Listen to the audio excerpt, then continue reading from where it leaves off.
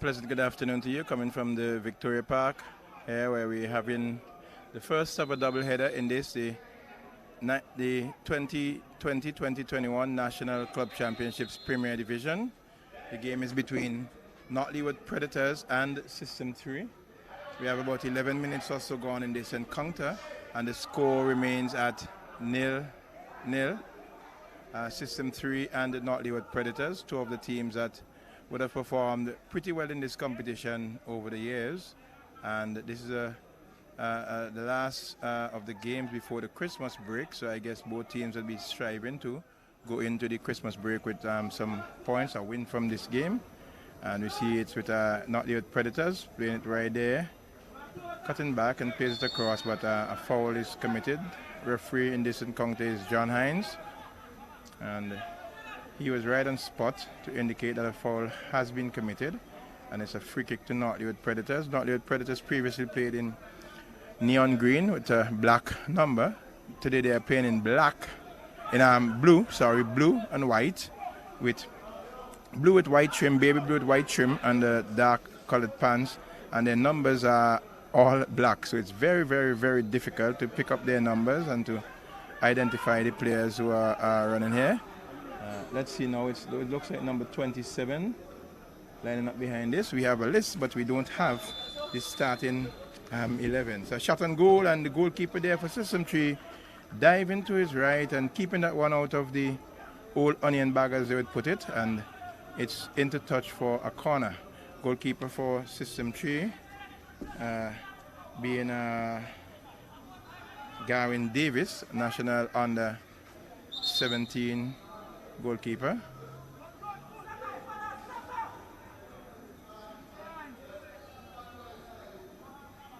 So it's a corner kick to the Leeward Predators. Number 12 is lined up behind this one. He kicks it across field, but wasted effort as it goes into touch for a goal kick to System 3.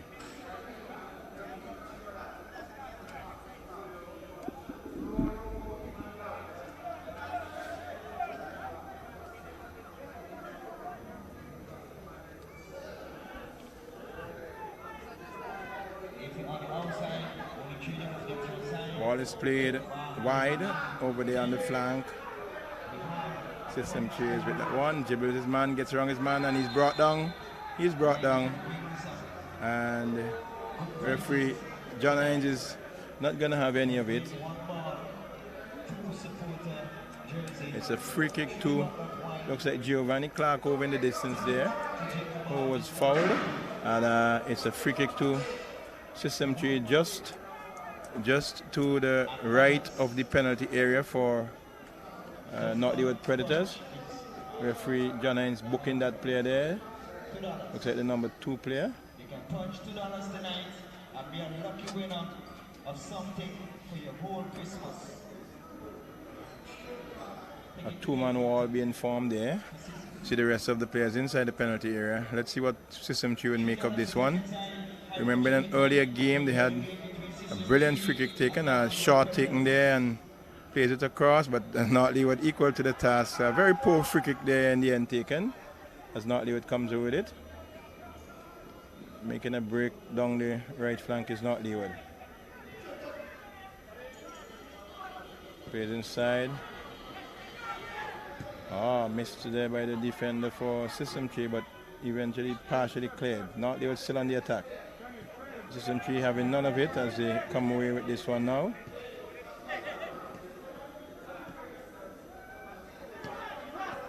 Ball played lovely there, but cut out by the Predators as they are trying to play some beautiful 1-2 play. Ball kicked into touch for a goal kick.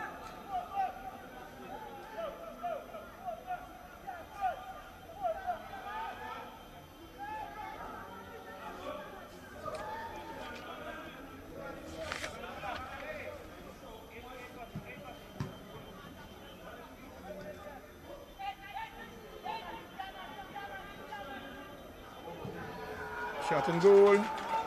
Shot and goal. Well taken there by the Leeward Predators.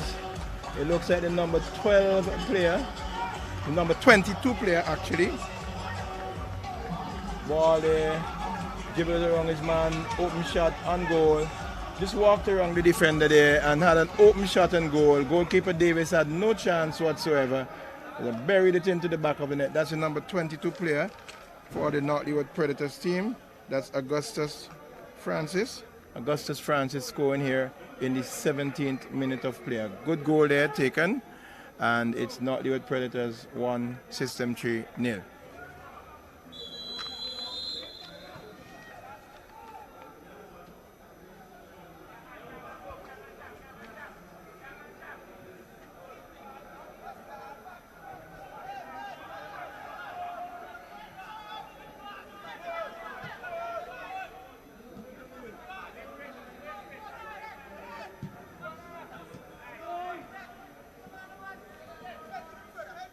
Predators is still with it. The number 8 man there. We already have a winner for a Subway voucher.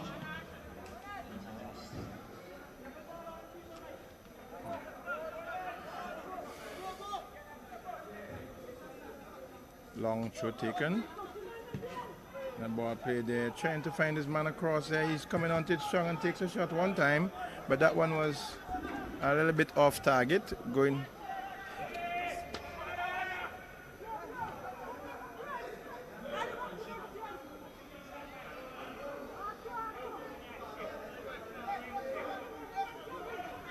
So it's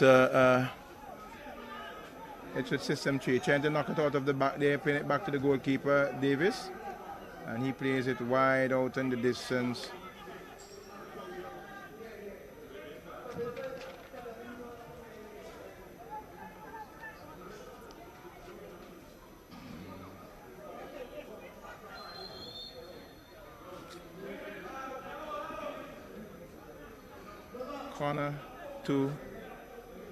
Corner to the North Leeward Predators.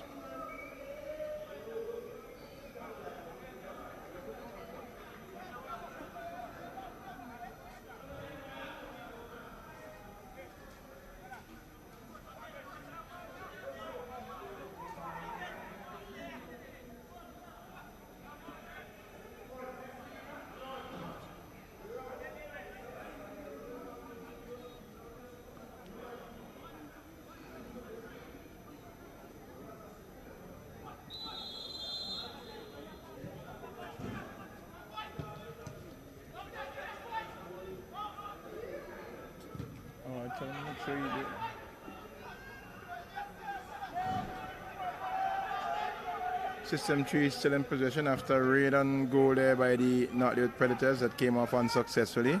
System 3 trying to mount a counter attack now. Trying to get around his man, but he would have none of it. And that's a free kick. A free kick to the System 3 team again, this time again to the right of the penalty area, that right wing back for North Leeward Predators. He's not giving any chances, he's not taking any prisoners. The second time now he has taken down Giovanni Clark over there as he made a run up the wing. And it's a free kick to System 3 again.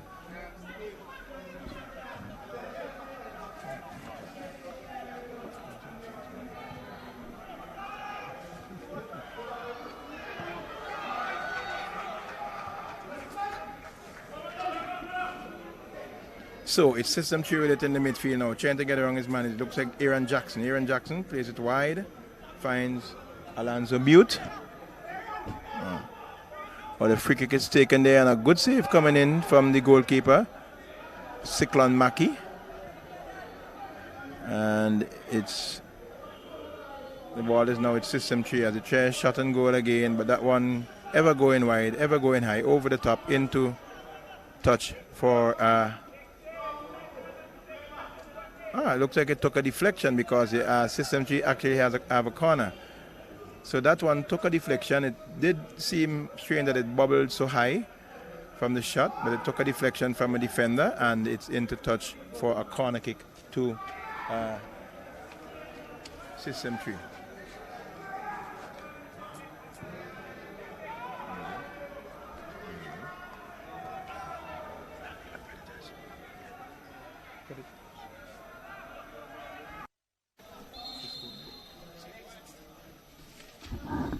Yes, so we're, as Bramble said, we're here live at the Victoria Park. This is Premier Division football between North Leeward Predators and System 3 FC. This is the first of two encounters. At the moment, it is 1-0 in favor of North Leeward Predators. The goal was scored in the 16th minute of play by the number 22, Mr. Augustus Francois. As we have a slight break here due to medical attention set to be meted out to the goalkeeper. It seems to be Kenyan Lynch, the man on the turf, requesting some medical attention. Well, that's Mackie, actually. It's Mac. That's Cyclone Mackie. It's not Leeward Predators. Oh. Kenyan Lynch is Leyu. Oh, yes. I know you get tricked by the uniform. Yes. To Leyu. And I made the point earlier. They played in the neon green with the black. Now they're playing in a blue. And the numbers are still black, so it's very difficult to pick up the numbers from our vantage point here. Yes. So that's Second Mackie, as Bramble just eluded. And it will be a corner kick to the System 3 FC team. Butte takes it, it's in swinging, a header met there. Good save there by Mackie. Mackie coming up trumps here for his team thus far. And seeing him in previous matches, he has definitely been an outstanding candidate in the goalkeeping. Well, he's actually a national custodian, so I mean, one would expect that he would bring that kind of skill to the table. Being able to make the national team, he must have had some measure of skill. So he's quite a good. And they have two of them actually. It's Cyclone Mackie and there's a Jadiel Chance. Both of them, Jadiel Chance and Cyclone Mackie are the two goalkeepers for North Leeward Predators, and both of them are part of the national setup. Okay, judging from my card here, it seems to be Jadiel Chance in goal. He's wearing the number 1 on his back, and from our cards, that's what we have here ticked off. I don't know if that's an error by the match commissioner or whoever is entrusted with taking off the starting 11. And from this position, that does look like Jadiel Chance in goal from our position here. That does look like Jadiel Chance in goal indeed. But they have Cyclone Mackie ticked as a starting goalkeeper here. Yes, on my card they have Mackie as a substitute. So there's a few things that needs to be checked. There's a chance there for North Leeward Predators to go 2-0 up. But it will only result in a goal kick. A very good chance on the break there for the North Leeward Predators to extend the advantage as the goalkeeper for System 3 is on the turf, clutching his knee. Or his ankle. It's a bit difficult to depict, but he's definitely clutching his right foot.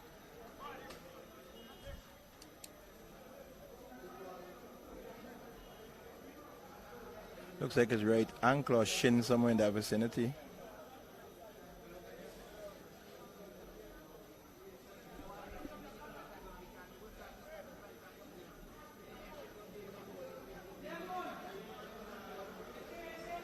And Mose, we noticed that System 3 is their couriers distribution System 3. So we have to give kudos to the sponsors also. Couriers distribution System 3. Yes, it's always good to see that sponsors are coming on board to represent and be a part of this football aspect. Because we know it's pretty hard just having a team of your own without any proper financial backing. Yes. And given the fact that System 3 would have performed so well over the years, I think they would attract. When you do well, you attract people who would come and put their money behind you.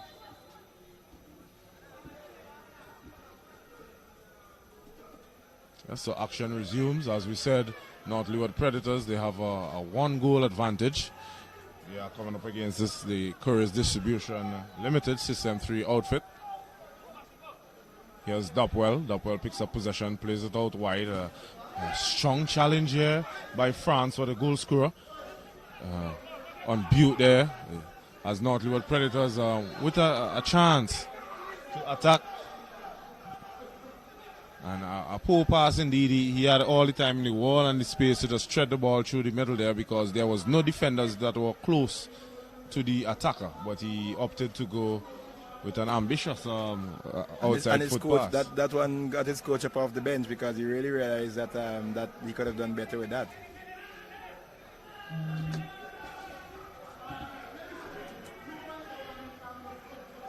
So here's Williams. Tries to find the attacker, unable to do so, picked up now by Francois. Ball over the top, and it's a pretty poor one indeed. The ball goes out of touch. It will be a throw into the System 3 outfit.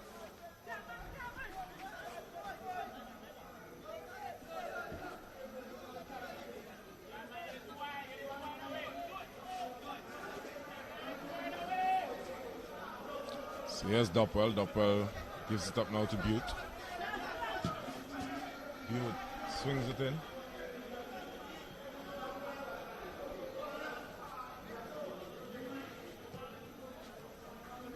So here's Ted Roberts. Pushes the ball forward. System 3 with G.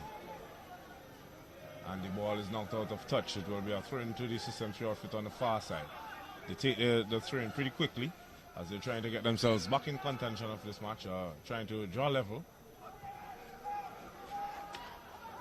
Here's Keyshawn Durham, more affectionately known as Cartman, tries to release Cortland Williams, but there was a slight deflection that did not put it into his path, allowing the ball to fall kindly for the defense of the System 3 team.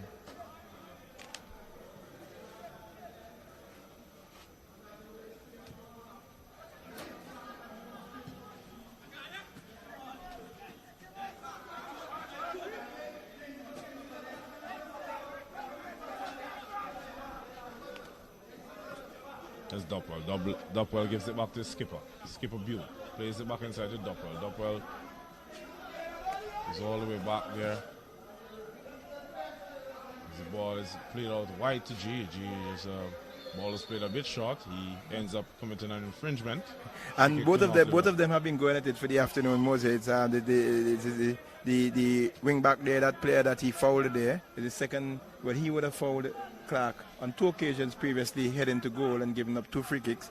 And I think Charles is not too, Clark is not too pleased about that, Giovanni. So he returned the favor now. So yeah, but he would have to be careful.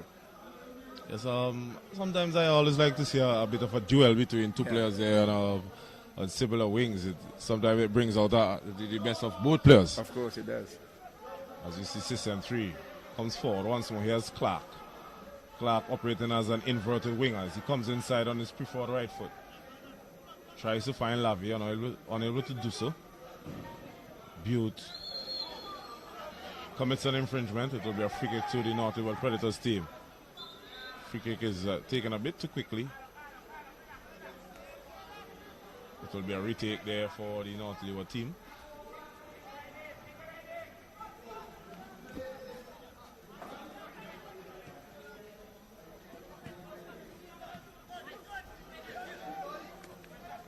There's Butte. Butte robs possession there, comes forward.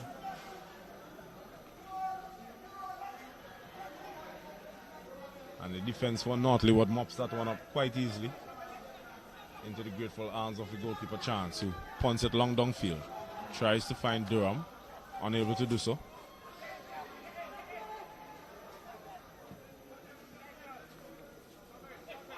It's Clark. Clark has now switched wings. The North Leeward team are doing pretty well in snuffing out this System 3. Every time they come forward, they are barely entering the 18-yard box. I think the North Leeward team would have had some problems earlier in terms of the whole organization. They set up, they dropped some points when probably they figured they should have gained points. And they seem to have gotten their act together in the last 2 games I've seen them play. They've really come out and put the foot on the pedal, and they have been really performing. So let's see what would happen in this game tonight here, because I know System 3, being the last game before the season break, would not want to go in with a loss. They would have already lost their first game. I think it was they lost their first game, so they wouldn't want to make it 2.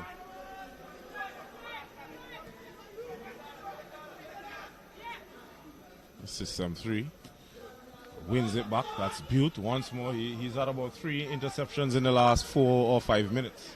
He's reading the game pretty well. We know he's a very experienced campaigner. And he's wearing the captain's armband, so that says something. So here's Doppel. Doppel is always on the ball. There's a nice ball there to Lavie. it was easier to score than to miss.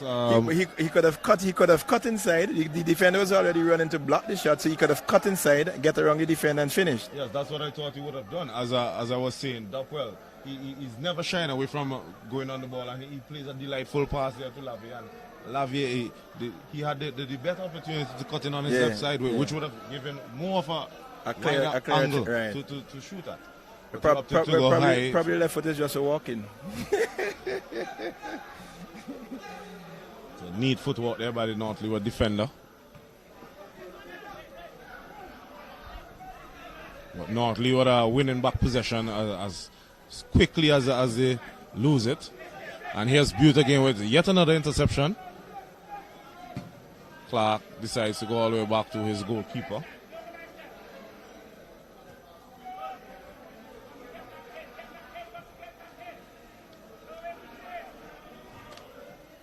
Yes, system 3 as he's trying to maintain possession. Plays it forward now.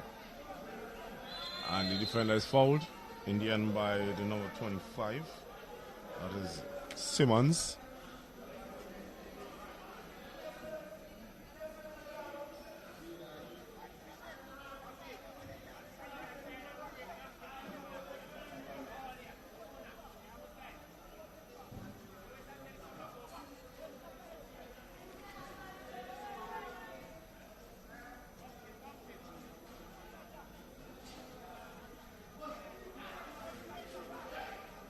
Chance plays it out wide to his centre back.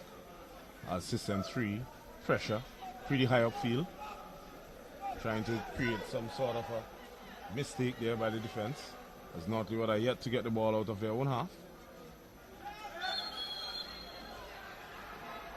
And with that said, they give up a free kick to the system 3 team.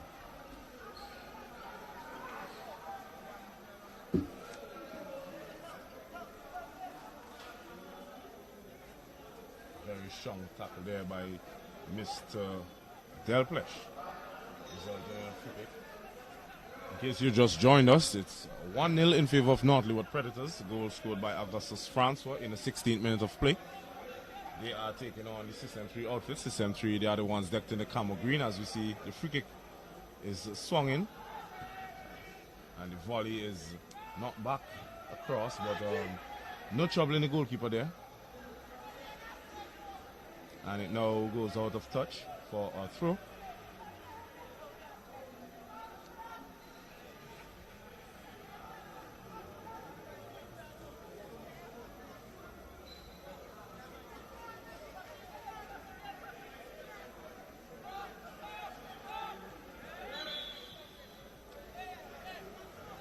Doppel and Durham goes.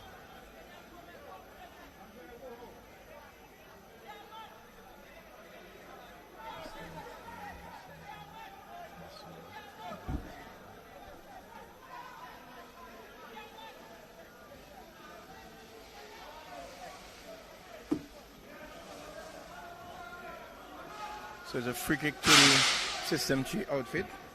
We see Ted Roberts Jr. He bends it around the wall, coming in nice with the header coming in goal, but not able to.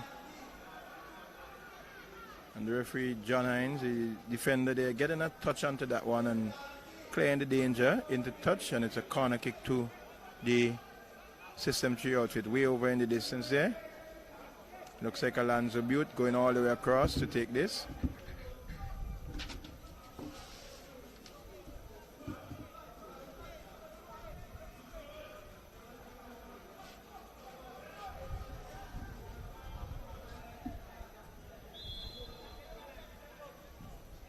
Butte with the in-swinging corner, almost scoring an Olympic goal there, but denied. A good save there by Chance. Predators will get this throw in. It's 35 minutes on the clock.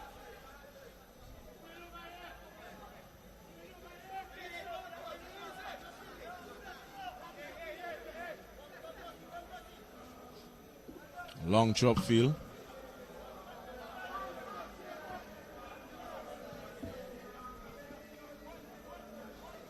It's a System 3 throw.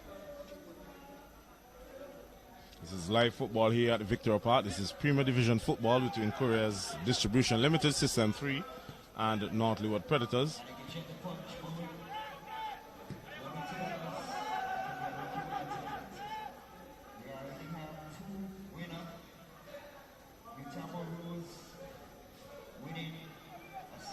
So here's System 3.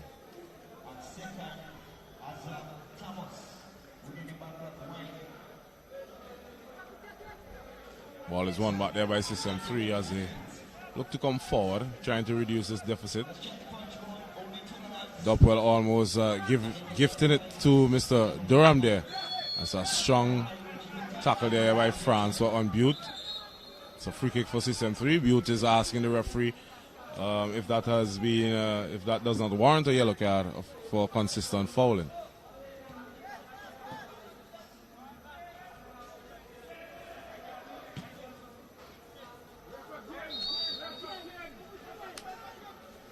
Free kick there for System 3.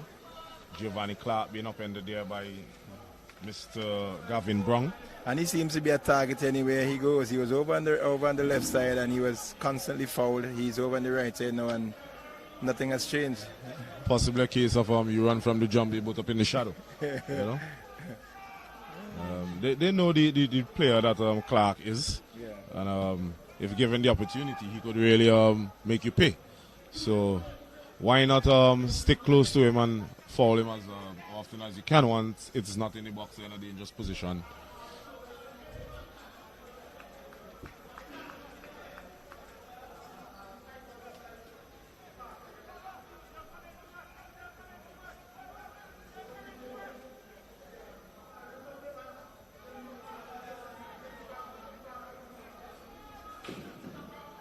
System 3, and he's fouled. Yes, that can't quite make out the number. But he did well to turn his man and get away from him. But the defender had no other choice but to grab at his shirt. Free kick in a very promising position. A good delivery here by Dopwell. Could set things up nicely for the second half. Dopwell takes it. Chance. Big fist.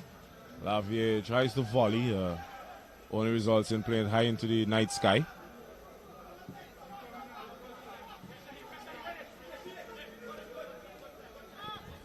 Here's Butte. Tries to play it in. Unable to do so. Ted Roberts gives it to North Leeward, who then relinquish possession easily.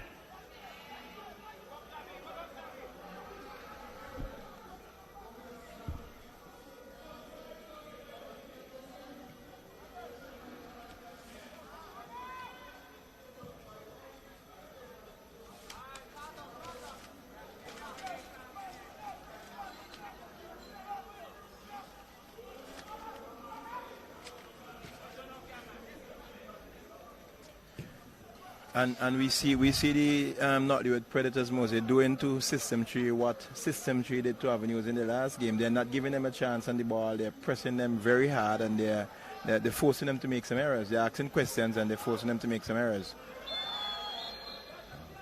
Very strong clash there on the goalkeeper Chance. Chance definitely he won the ball before the attacker there. As you see that ball whipped in there by Butte. Goalkeeper definitely had it in his grasp. Yeah. Maybe with another referee might have been shown a yellow card for that particular tackle.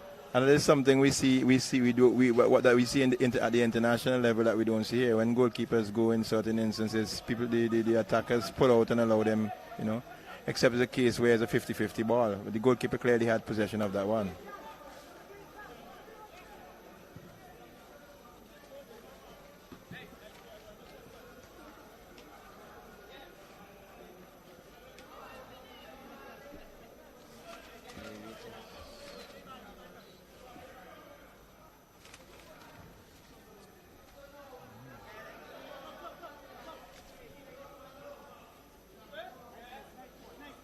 Long through down field. Roberts clears. There's Dopwell. Plays it inside. Ball is switched nicely across. Almost finding the target there of Lavier.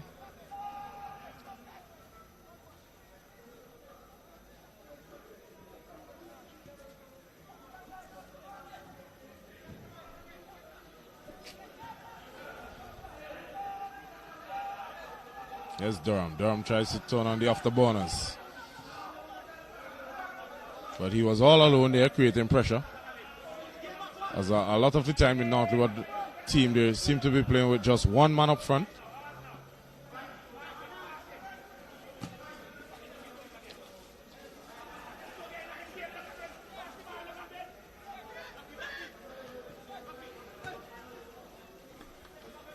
So here's Charles. Charles plays it across to Mr. Roberts.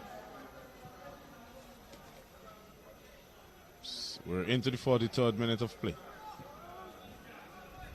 North Leeward can break. Skips past one challenge. Goes inside, and that is definitely a foul.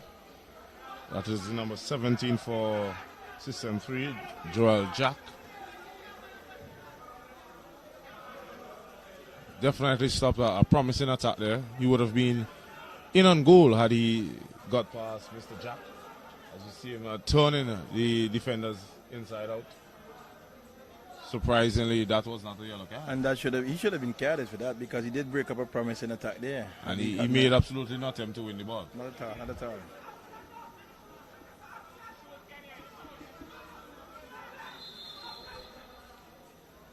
So a two-man wall set here. North Leeward takes a good shot, a deflection. Takes it away for a corner kick.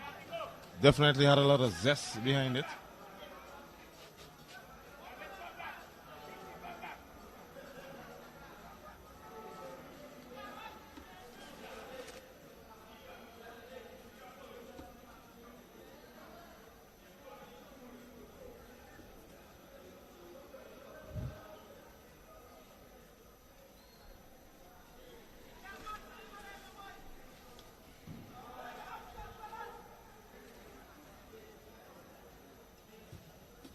Corner kick is taken, a strong one indeed.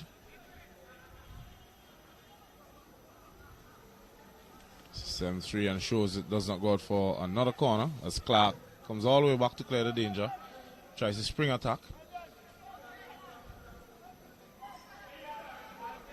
So here's System 3 with a chance to counter. 3 on 2 at the moment. Needs to play this ball across quickly, does so. But the defense does well to get a good block behind of it. The goalkeeper grasps it out of the night air and just calms. And again, the speed of the North Leeward Predators in closing down didn't give him a chance to get the volley off. He's waiting for it to bounce, and by the time it had bounced, the defender was right there almost blocking his shot and not giving him a chance. So we're about to see 1 minute of additional time to be played in this first half.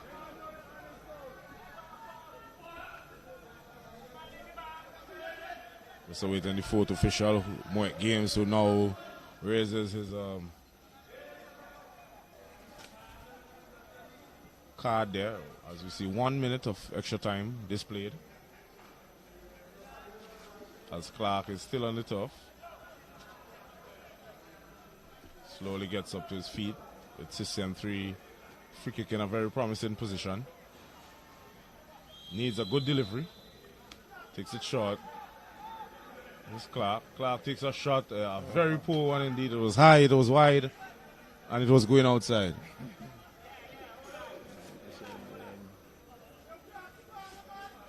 That just might be the last meaningful kick in this first half of play. Depends on how long the goalkeeper for North Leeward takes in kicking this one.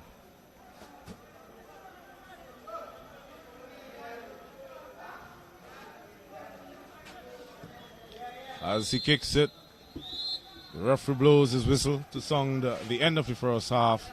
North Leeward Predators leading 1-0 against the Couriers Distribution System 3 outfit.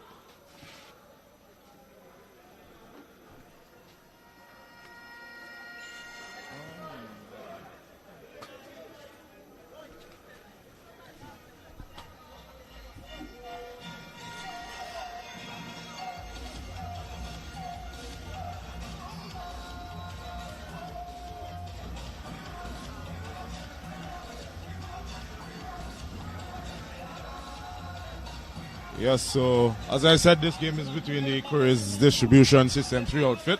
The next game set to be a mouth-watering one, Hope International against BESCO Pastures. Tomorrow we'll have a triple header. Lago Heights will be taking on Avenues United from 4 p.m. That game will be followed by Sand Hill and Le UFC. And to close the curtains down for the Christmas break, it will be Awesome FC coming up against Jebel. That match will be played at 8. So a lot of action to be played over the weekend here at the Victoria Park in Premier Division football. So if you have no plans, even if you do have some, you could take a trip down to the Victoria Park, taking some live football action. Make the football here part of your plans for the weekend.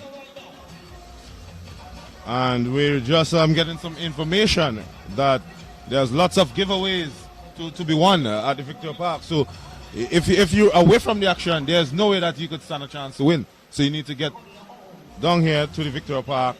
We have Subway breakfast vouchers, frozen hams, lunch for 2 at French Veranda, which sounds pretty good to me. A 6-pack of Guinness, malt, Hiron Bay or Carib.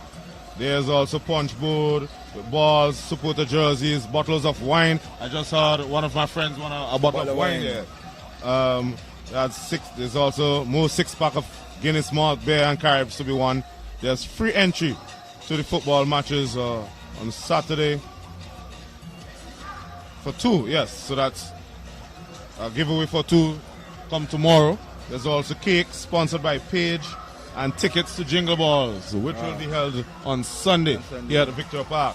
So, as I said, if you're at home, there's no chance you'd be able to win these very awesome prizes. So,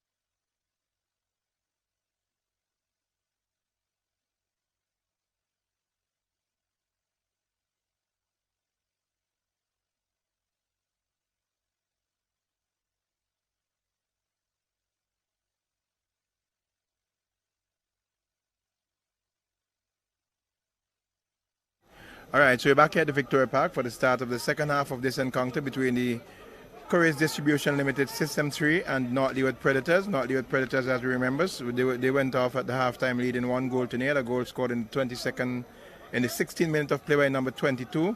That's Augustus Francois. And we are back on the second half has started. It's with System 3. Ted Roberts Jr. in the back, plays it wide.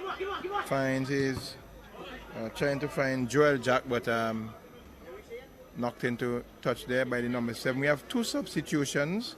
We have number 3, Kalik Bowens, he is in. And number 22, Augustus Francois, the goal scorer, is out. And also in is number 7, Adine Charles. And out is number 2, Javier Chance. So North Leeward Predators would have made 2 substitutions so far.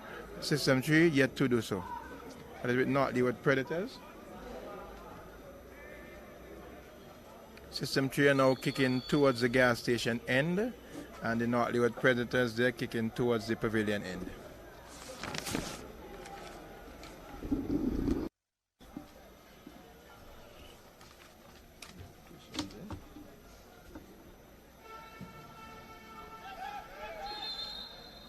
It's a foul, free kick to the North Leeward team, just on the edge of the 18-yard area. Quite a dangerous position to concede a free kick.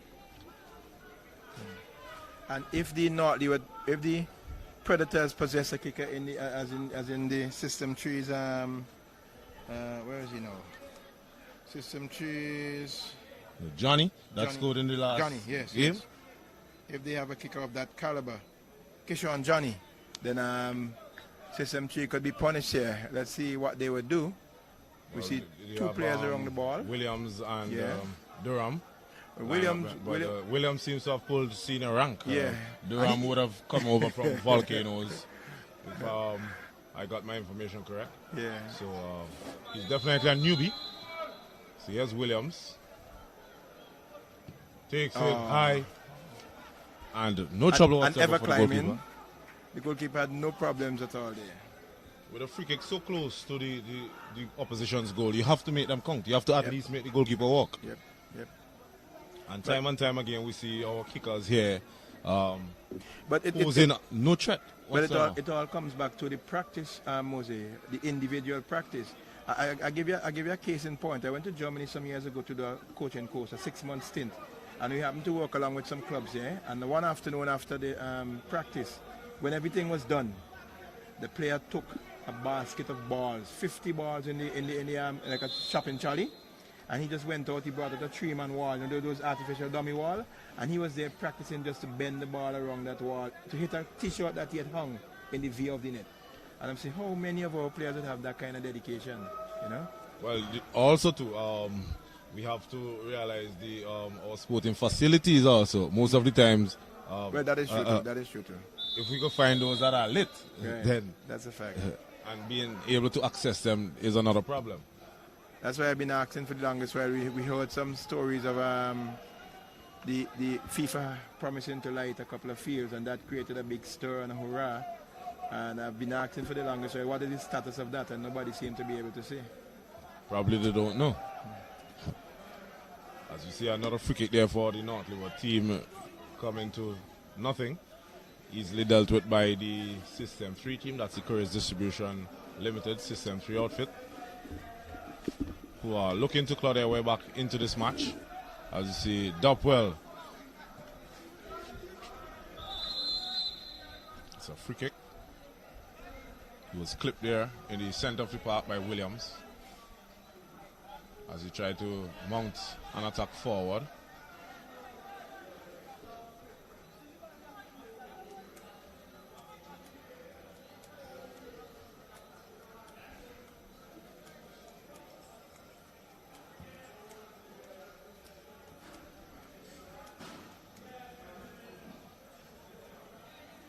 Ted Roberts is the man set to take this one. He leaves it on the turf there for Mr. Charles. It's played short. We hear the whistles there by the North Leeward team to take the pressure off immediately. So they're pushing up. And I overheard as I passed the coach for the North Leeward team at the halftime break. He was telling his team that we're not going to sit back. We're going to keep on applying pressure to the System 3 team, because we know the team that System 3 is, as we see a shot there, no trouble whatsoever for the goalkeeper there. You know, System 3, if you allow them to come, you give them a whiff, then and they're gonna snap it up in a heartbeat. You know, they're very, very good team. Case in point in the game against Avenues, Yep. when Avenues Yep. scored, and then System 3 scored with at least 2 minutes remaining. As we see, System 3 now comes forward. Lavie takes a shot, and it's a good goal. We were just what we were saying, Mose. Just what we were saying. Just what you were saying. A very Seems good to be goal Mr. there. Let's see if we Lavie, get the the man. goal score, Lavie. Desmond Lavie, Desmond number 8. Lavie. So it's all square here at the Victoria In Park. the 51st minute of play. So it's 1-1. System 3, they're back in the match. And Lavie did what the player from North Leeward should have done in the first half. Exactly. Cut inside and where he had the better angle to shoot at. And what a shot it was indeed. Goalkeeper Jadiel Chance had no chance. No pun intended. The referee is having some words there with Clark. Clark is not happy. Not happy at all. The referee's telling him. But there's no reason for him to be. His team just equalized, and I mean. Well, it seems to have been something between probably himself and the fourth official also. I didn't really get to have a peek at it, as I was commenting on the wonderful goal that System 3 equalized with. As you see, a water knee, as we say in local terms here, as he tried to clear that ball. And the North Leeward coach is just telling him to please take your time. I mean, we just conceded a goal. We do not want to go another down. Still a lot of time to be played in this match. Just about 52 minutes now on the clock. See Jack with the header.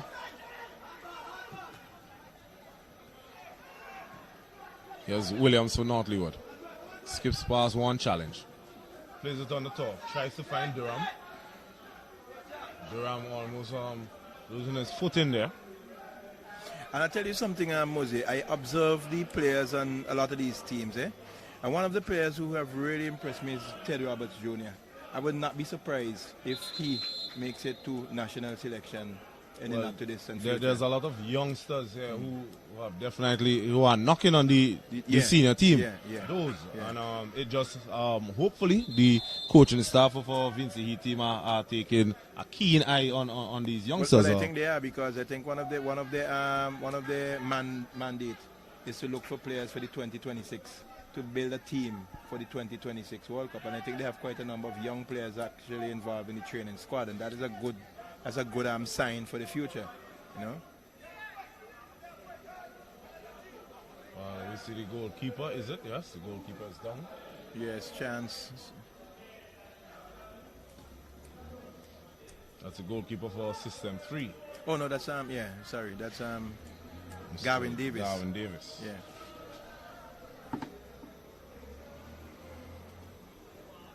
And I'm wondering if System 3 have a backup goalkeeper, because I know they had on their list some time ago Kizani Haynes, but I've never seen, can't remember seeing him around. I took a peek at the bench, and I do not recall seeing him tonight either. Yeah. But I mean, back then when we used to be playing football, we used to be training to play in every position. So, and I think they have quite a number of players. I think that they have players who are capable of. Yes, Alonso Butte in his own right can do that. I've seen him done that before for that team. So, well, that's what you need. You need players who are able to step up in the case of an emergency, so to speak. Yes, Skipper Butte for System 3. Plays it now to Dopwell. Dopwell turns, escaping a strong challenge. He's back with it at his feet. Loves coming inside and dribbling through this midfield. Plays a good ball out there to Giovanni Clark. Clark looks up. Plays it inside. And it will be a corner kick. And these players seem to realize that Clark is a threat, so they're not giving him a chance. They're snuffing him out at every opportunity, even if they have to foul him. He makes some good moves down the flank, and he can play on both sides of the field. And they realize the North Leeward Predators probably would have done their homework and realizing that Clark is a threat and they're not giving him any chance whatsoever.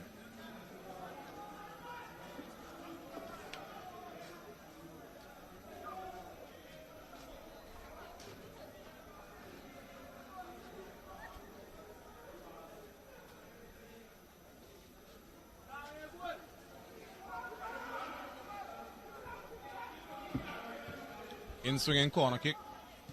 It's a goal. System 3 have scored. I'm just awaiting the confirmation of the number there. The youngster, he's running to the bench.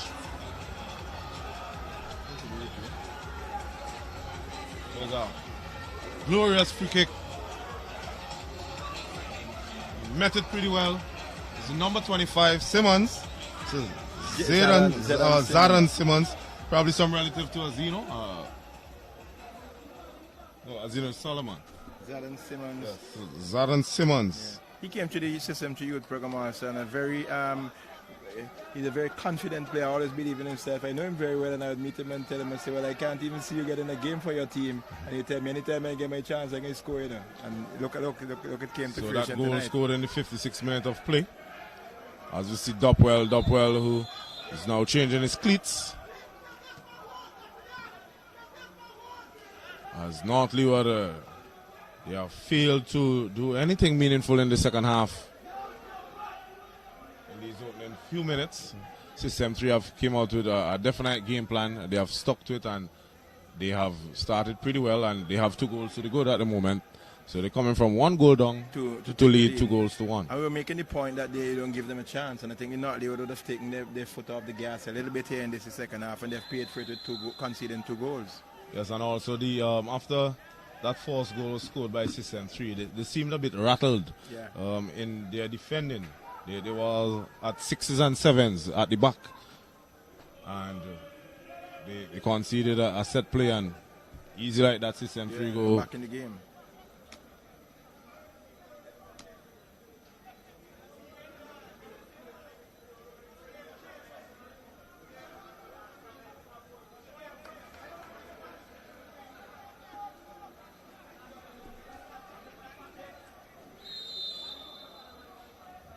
Williams plays it inside, and it's a goal. Set Oh piece. there, oh there. There was miscommunication there between Charles and the goalkeeper And Davis. Gavin Davis, yes. It may have taken a nick off of the defender. As you see that free kick once more by Williams. Was played in with pace. It looked like it went straight. Like an own goal. It seemed to have touched the defender there. Yeah, Mr. Charles. Yeah. Can't quite say from our vantage point, but it definitely seemed to have taken a nick off, and that caused the goalkeeper to be caught in no man's land, basically. Yeah. So it's 2 apiece, it's all level, and that's what you want when you get your set plays. You make them count. And the old adage comes to fruition again. One of the easiest times to concede a goal is just after you have scored.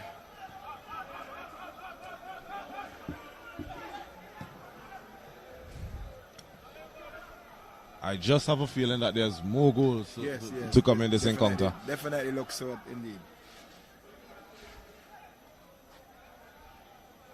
Here's North Leeward. North Leeward would now have a spring in their step after drawing level. And that goal could also spur on the System 3 outfit. So we might see quite an open encounter. And that is good for the game. That's what we like to see, actually, you know. Both teams going at each other with some good counter-attacking plays and, you know, good defending work, defensive work, and goalkeeping too.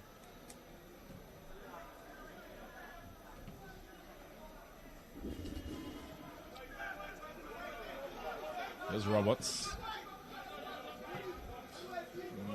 Looking for Clark. The defender, he was on point this time, ensuring that Clark did not judge and nicking him and get that ball, because had that ball fallen to Clark, he would have been gone. Yes. And defender would have been there catching at dust.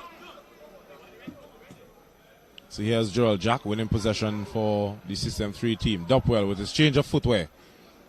Spreads it out wide. So lovely step over there by the goal scorer, Simmons.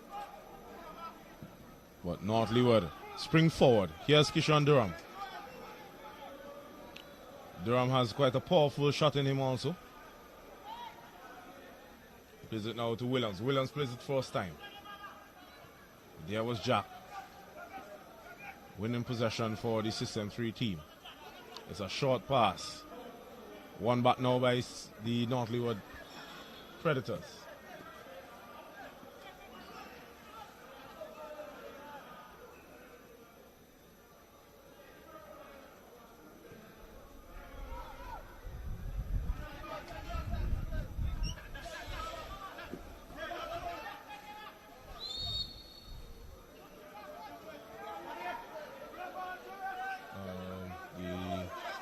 The linesman is signaling for a throw to the North Leeward team. From my vantage point, that ball didn't seem to have crossed the line. Here's Williams. Williams plays it on the top.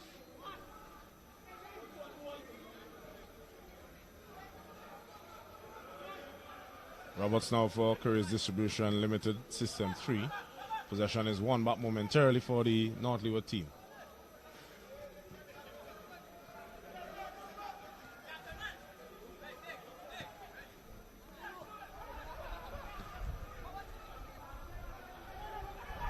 Here's North Leeward as they come forward once more. Jack gets in quickly. It will be a corner kick.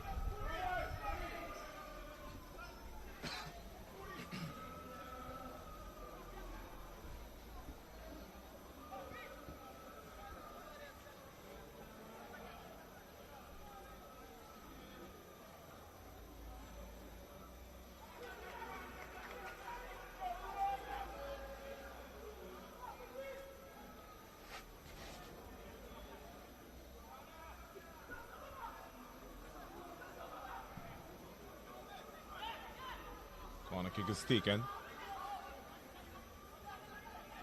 System 3 win it. Chance for a quick break here. North Leeward team is outnumbered at the moment. Now get some bodies back and very good defending there in the end. Not allowing him any space whatsoever to whip that ball in. Well, he was on him like white and rice. He didn't give him a chance there at all, you know, and he didn't get a room. And the North Leeward team would have been buoyed by that goal. They have really stepped up their game, and they're back to what we saw early on when they were not giving the System 3 team a chance whatsoever. But System 3 with the corner, and let's see what will happen from this. It's Ted Roberts to take. It will be an in-swinging one. And the referee spotted an infringement there.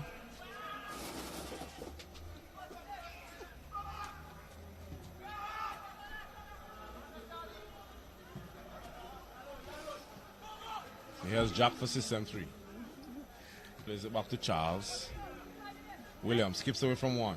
Tries to nutmeg Dopwell. Dopwell not having it. But quickly, North Leeward are back with possession. Lapsing concentration there, and the referee saw it pretty well. Number 3 player for North Leeward, that is Khalid Bowens. He had a good chunk of the shirt there for Mr. Clark, and Clark is asking for some medical attention. And we see a change is being lined up here for the System 3 team. That's Cordell Dallowell. Yeah. He was the man who was instrumental in scoring that equalizing goal in the last game against Avenues. And it's good when you can have substitute on the bench who come to the game and bring something, you know, either more maintain the momentum or even up it a bit more. And Clark, Dalloway is one of those players. Yes, Dalloway will be bringing a lot of width to this team. He would be sticking to the touch line, and he has a very good cross on him also. Yep. Cordell Dalloway with his unique hairstyle. So here's Dopwell with this free kick. Plays it deep. Lavia gets a header onto it, but it's wide of the target.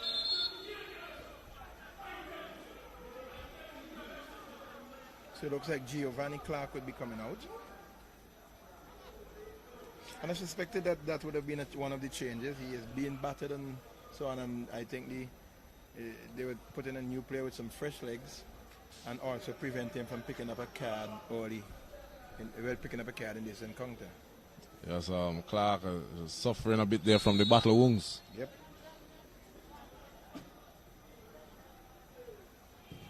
There's chance. The goal kick for Predators. Bowens is fouled. Dalloway's first meaningful contribution is to commit a foul.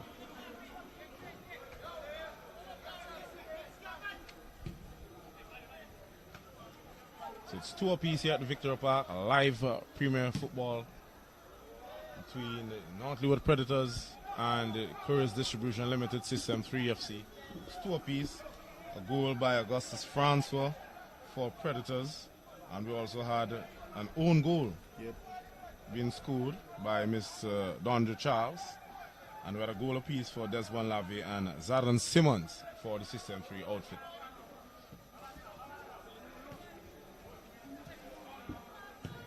Good all across there.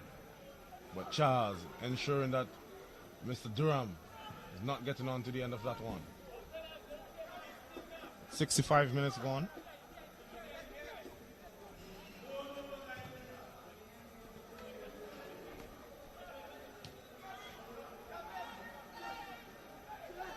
So here's System 3 as they come forward.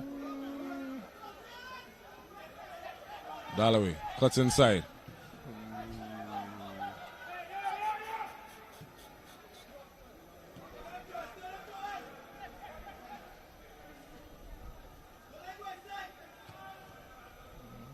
System 3 defense with Ted Roberts there, being in the right spot at the right time. Remember, after this match, we have a big clash coming up. It's Hope International against BESCO Pastures. Yeah. Both of those teams would have won the Premier Division before, so we should see some good, exciting football in that encounter. Not that we are not seeing any here, we are seeing some good, exciting football here also. But if that match has to live up to its billing, it could be one for much to talk about for the rest of the week. Yep. Foul there by Durham and Roberts. Well spotted there by the referee.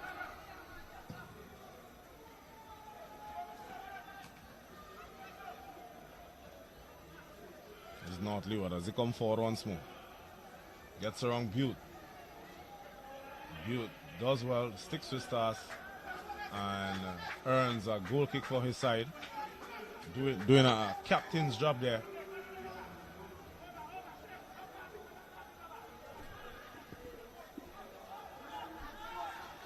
There's North Leeward. Cortland Williams plays it inside. Transfer shot. Takes it and well blocked there by Charles. Putting his body on the line. Protecting his goalkeeper. And the goal at all costs.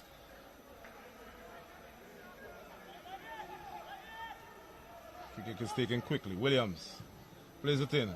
Too much pace on that one. A wasted opportunity. And we mentioned that even from the start of the competition about the crossing and the level of crossing that our players have been doing. Nothing has changed really. I think as good as a player that Cortland Williams is, I think that is one of his weak link. He seems to always getting himself in good positions, but his final crossing is lacking a bit. I think he tries to hit it with too much pace. Yeah. All goes back to executing the right technique. Yep. And it comes from individual practice also. As you see a double change being lined up for System 3. We have number 16 and number 27 set to check into the match. That's Renson Sayers and Mr.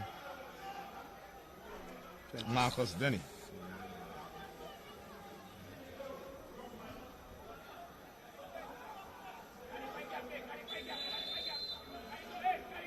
The Butte with the free kick.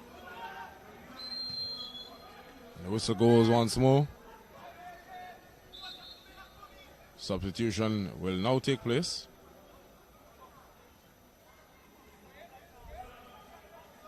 I think it's the number 5, Aaron Jackson coming out.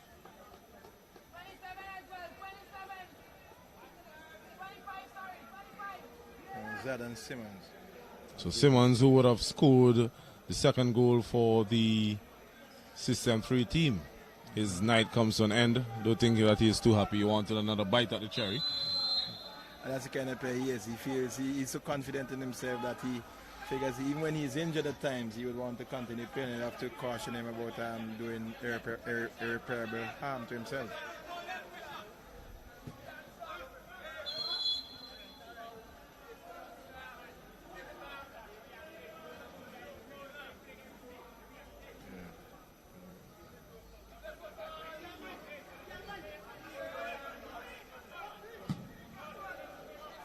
Williams with a free kick.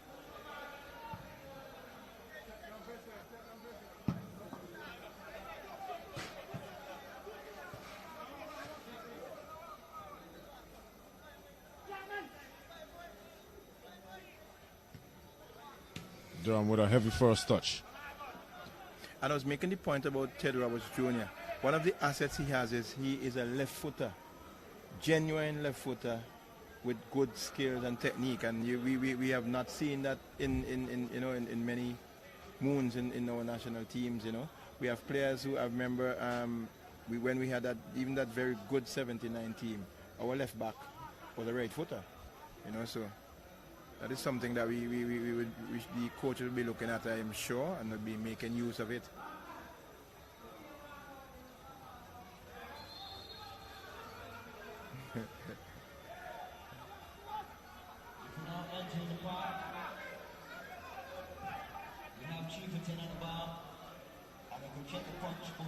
So it's 71 minutes on the board. It's all level here. System 3, 2. North Leeward Predators 2. Still a lot of time to be played. This game could still go either way. Yep.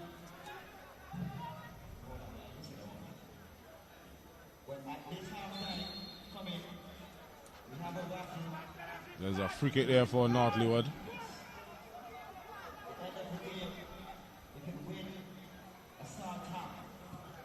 Free kick is taken quickly. Bowens gets himself forward. Can't wrap his foot around to play it inside. It will be a goal kick for System 3.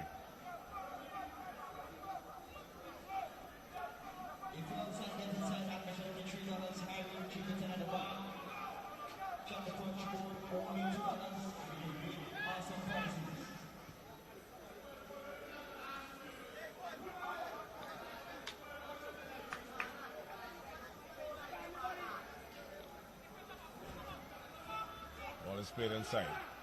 Durham tries to get around Dopwell. Dopwell holds him off pretty well. As Denny comes forward with a burst of pace. Fresh legs here for System 3. Toys on the ball a bit, loses possession.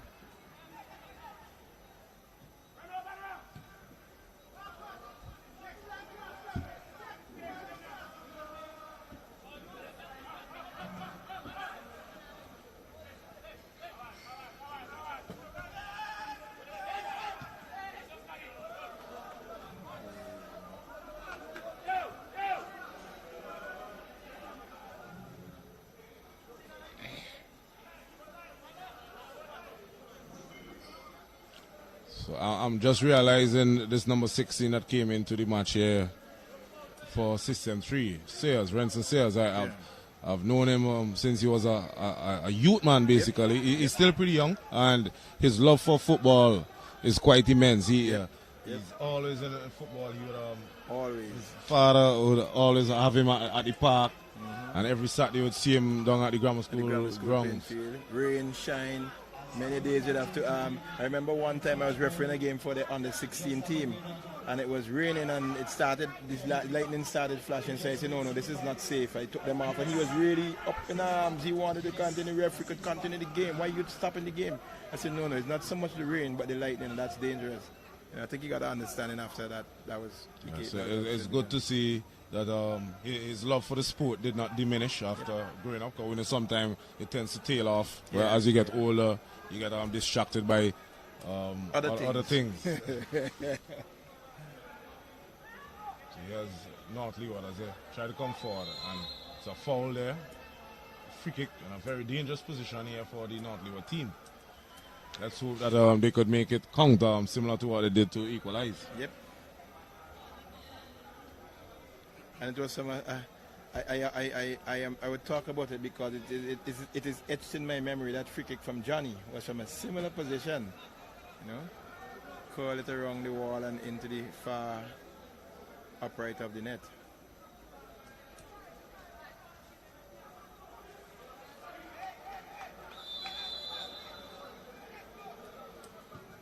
Taken, and it's wide of the target. The goalkeeper seems to have saw it all the way. Yeah, he had it covered.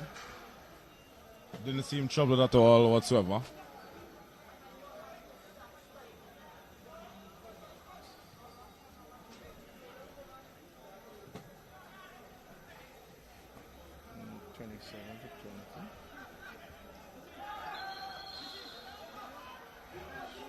Strong challenge here. Another free kick. Referee is just going over there as a player for the System 3 team down on the turf. That's the number 9, Mr. Carlos Solomon.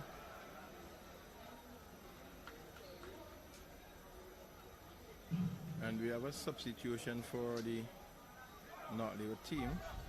Yes, we have Kishon Durham coming out. His night has ended. He put in a lot of hard work. He was running a lot, yes, but yes. really didn't have much to shout about. And his replacement, Benetton Stapleton, is no slouch either. He plays a pretty mean game also. He is also into cricket. I know him from cricket, and he's a very good cricketer for his team also. You see the North Leeward team regrouping, putting the team together and trying to, regroup even in the face of this injury, and looks like it's something a little more serious than we anticipated, mostly because we see the stretcher is now being called, and we see a Zeno Solomon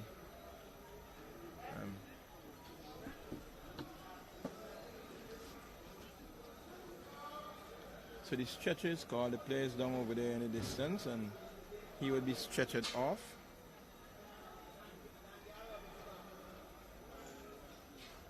Carlos Solomon.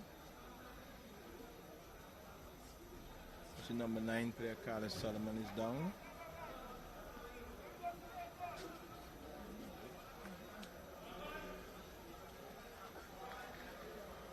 Okay. And it looks like we'd have a double substitution here for System 3. We see number 11 and number 22. So that's Kishon, Johnny, and Azino Solomon. And that, now you are the other team, and you are 77 minutes gone in the game, and you see on the sideline Kishon, Johnny, and Azino Solomon lined up to come on.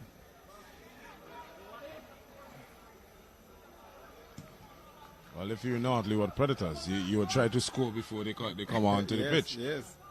So at least they would be starting the game with a negative deficit. Yeah.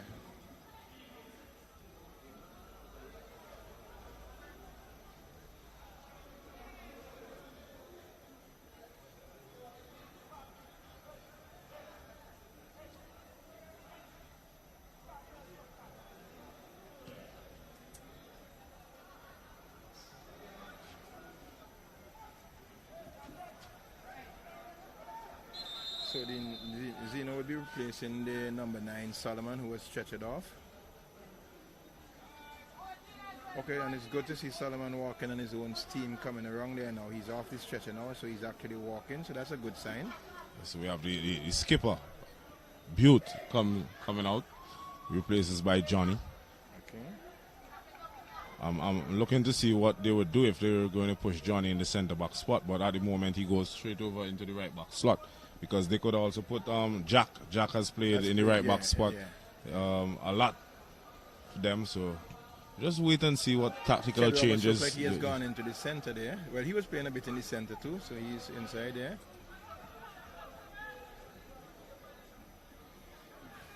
And that's one of the good things with your teams, when you can in your coaching session you can have players playing in all of the different positions, so they have an appreciation for what is being done by the other players, and if their time comes and they have to, they can also.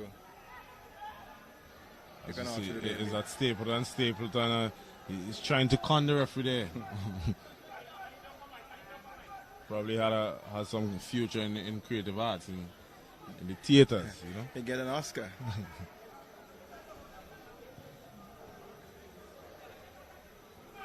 So at the moment, it's North Leeward as they try to spring the advantage. Stapleton with a shot. What a save. That was a glorious shot there by Benetton Stapleton.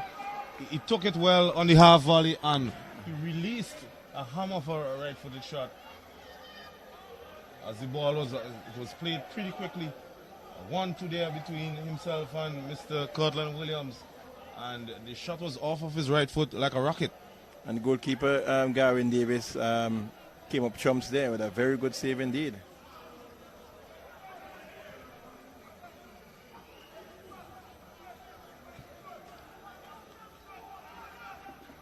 It's System 3.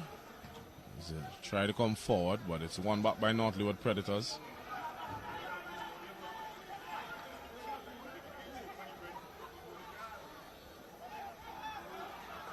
Predators lose out. Here's Joel Jack as he comes forward, plays it now to Lavier. Lavier with a quick first-time pass to Dalloway. Dalloway finds Jack.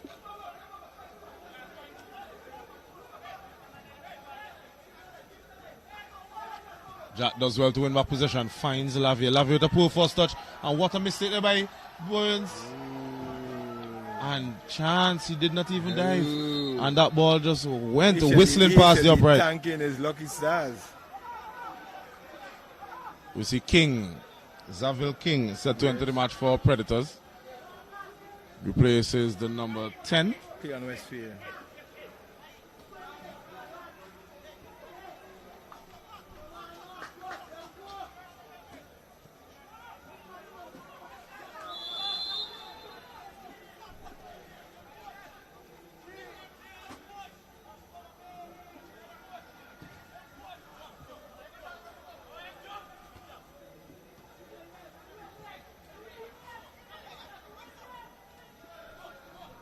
Sears finds Dalloway.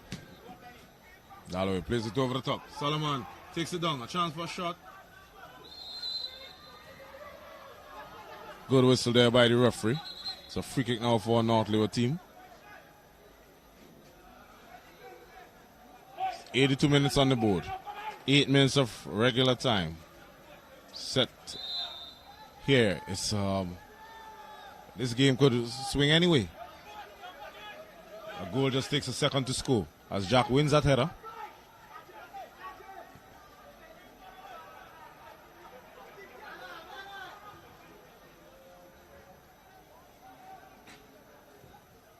There's Johnny. Johnny plays it down the turf.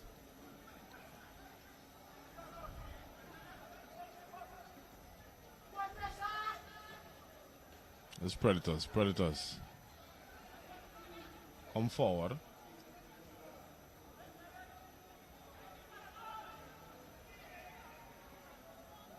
And it will be a goal kick for the System 3 outfit. System 3 at the moment seems to be hustling a bit more, not settling for a draw. Well, North Leeward also seem to be playing to get that go-ahead goal, and I think anybody who scores at this point in time will end up winning the game. But I mean, given the way things have gone, I would not be so quick to make that assessment. We see that apart from the very first goal that was scored, the other goals that followed came pretty quickly, one after the other. Yeah, definitely. And I think that a lot of it had to do with lack of concentration. 51, 56, and 57. So free kick now for Predators. Takes it. No good. Pretty poor in the end. At this stage of the game, you have to make those sort of kicks. Put them on target. Let the goalkeeper do some work, you know. Sometimes you'll be amazed when you put it on target, the simplest of shots, the goalkeeper make an error.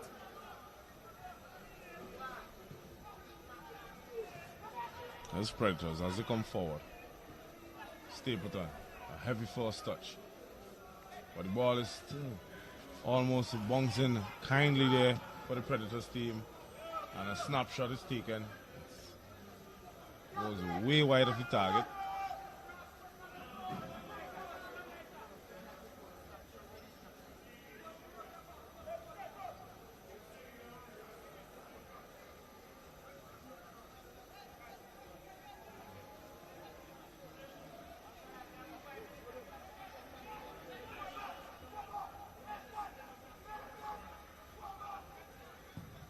Roberts, a strong goal kick there. Finds the feet of Denny. Bowens seems to be one of the weaker links in this North Leeward Predators back line. Yep. He seems to be pretty nervy when the ball is coming at him. Seems to be a lot of indecision if he needs to head it, if he needs to trap it, or just clear it.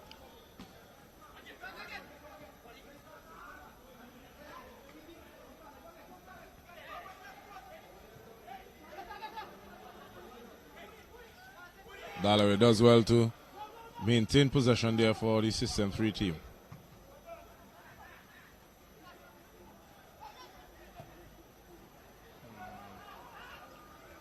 North Leeward comes away with it. A chance for a counter. Could they do something meaningful with it? But there's Donja Charles. A long right foot. Snuffs the danger out. It's Dapwell. Dapwell once more. Just weaving his way through this North Leeward's midfield.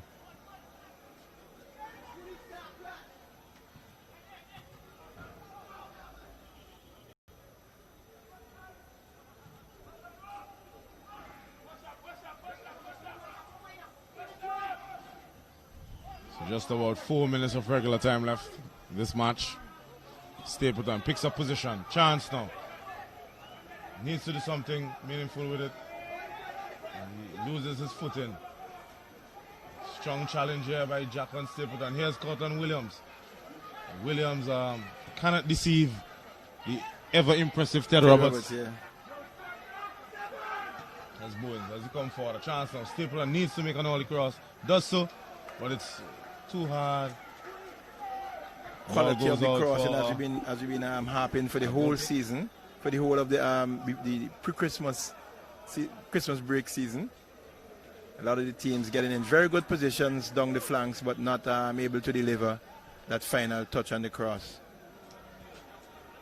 That's something they would have to work on.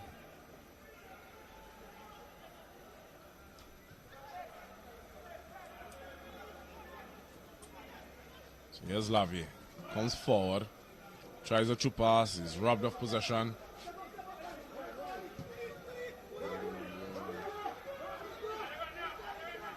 Chance comes out. A big boot clears the danger for the Predators team.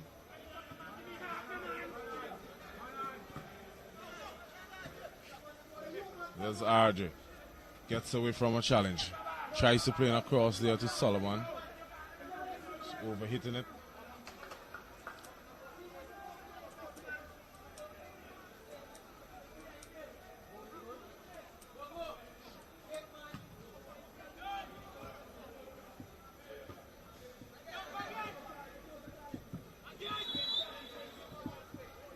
Jack concedes a free kick. So it will be a change for the Predators team. It's number 17 set to check into the match. That's Mr. Gideon Richards. Replaces Cortland Williams. The driver R3943. You're blocking someone. R943. Check the vehicle.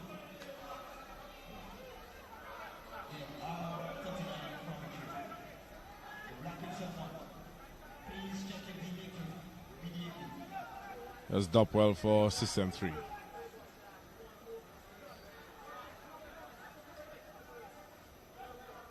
System 3 come forward, but the referee blows as Johnny is left on the turf there.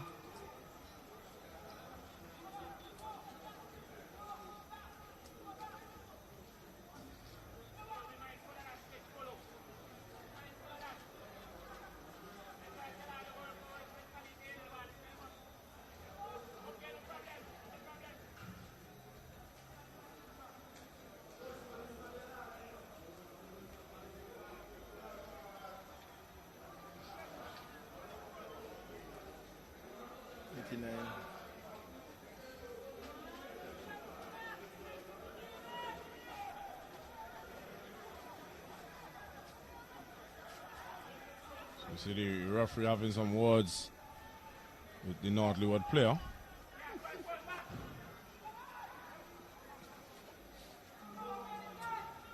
Waiting to see how many minutes will be added on.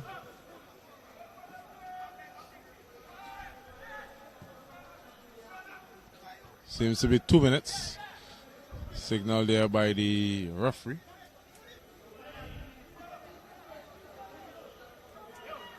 Yep. So 2 minutes to be added.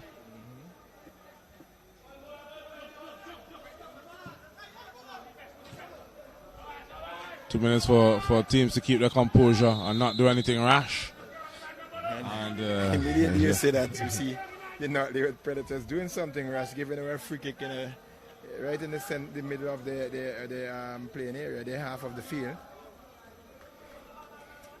And we have Mr. Kishon Johnny on the field here. It's a bit far out.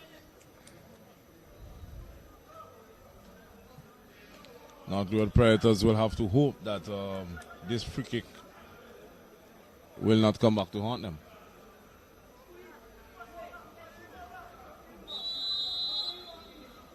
It's Johnny. Plays it short to Solomon. Solomon takes it. The defense for Predators. And that's a naughty clash there. The referee, play needs to stop. Yes, he now whistles there. It's a very, very, very, very strong challenge here as both players from the same team clashed heads. And we know with the new concussion rule and protocols, they have to stop the play immediately. Immediately and ensure that the medics are on the field to treat those players.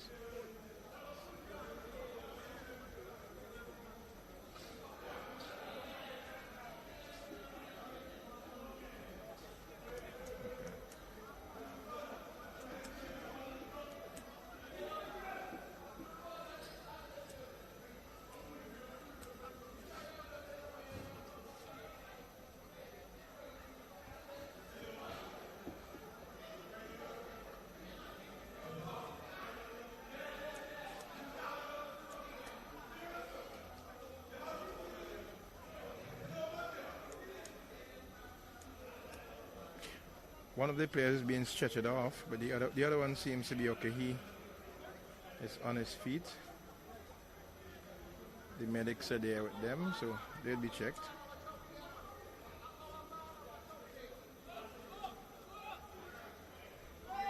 Ball is being dropped, and it's with a chance.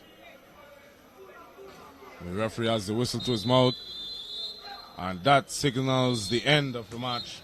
System 3-2, North Leeward Predators 2. A game which could have really gone either way. Either way, yes. But both sides have to settle for a point apiece. Coming up next, we have the Hope International team taking on the BESCO Pastures outfit in which should be a very enticing encounter. We look forward to it with bated breath.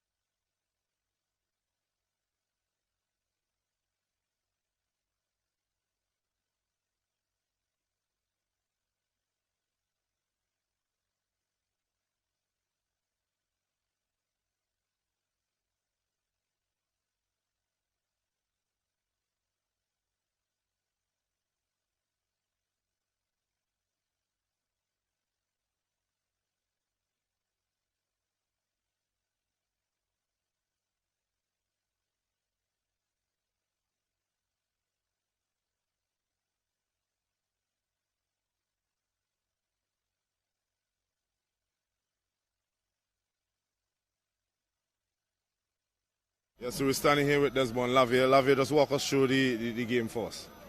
It was a very competitive game. We didn't come up with the outcome we wanted, but the draw, still better than nothing, right? We did our best. We're just looking forward for the next upcoming games. Okay, so what did the coach say to you guys at halftime? Just press, press, press, press. Do what we always start in training, and let's get these 3 points. Just press, pass the ball around, and just get these 3 points. Okay, so what do you guys think that y'all would have to work on from here on in to at least gain more 3 points? Communication is the main thing. We need to do a lot more talking, so we're going to work on that definitely. All right, Mr. Lavier, well, much for your time. All right, no problem. Thank you.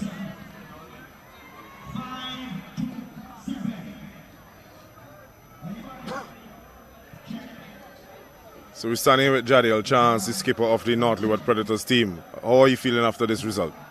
Great, I'm feeling great, but not to the best. Why so? Because we came out with a game plan, executed it in the first half, but in the later end, man started to get tired. We relaxed, so we just can't push anymore. Okay, what did you guys say at halftime? Because I overheard the coach there was saying that we are not going to lay back, we're going to keep on pressing. Yeah, that is our strength. Press, press, press until we can't press no more. Like run until we run them out. Because at the time, they're tired. We tired, but we're running harder because we need it most. Okay, and so what do you guys think you would have to work on to improve, to get a better result? Well, the finishing, first thing, because without shots, can't get the goals. So we are working on the finishing and put away as much chances as possible. All right, Mr. Chance, thank you so much for your time. Yeah, welcome.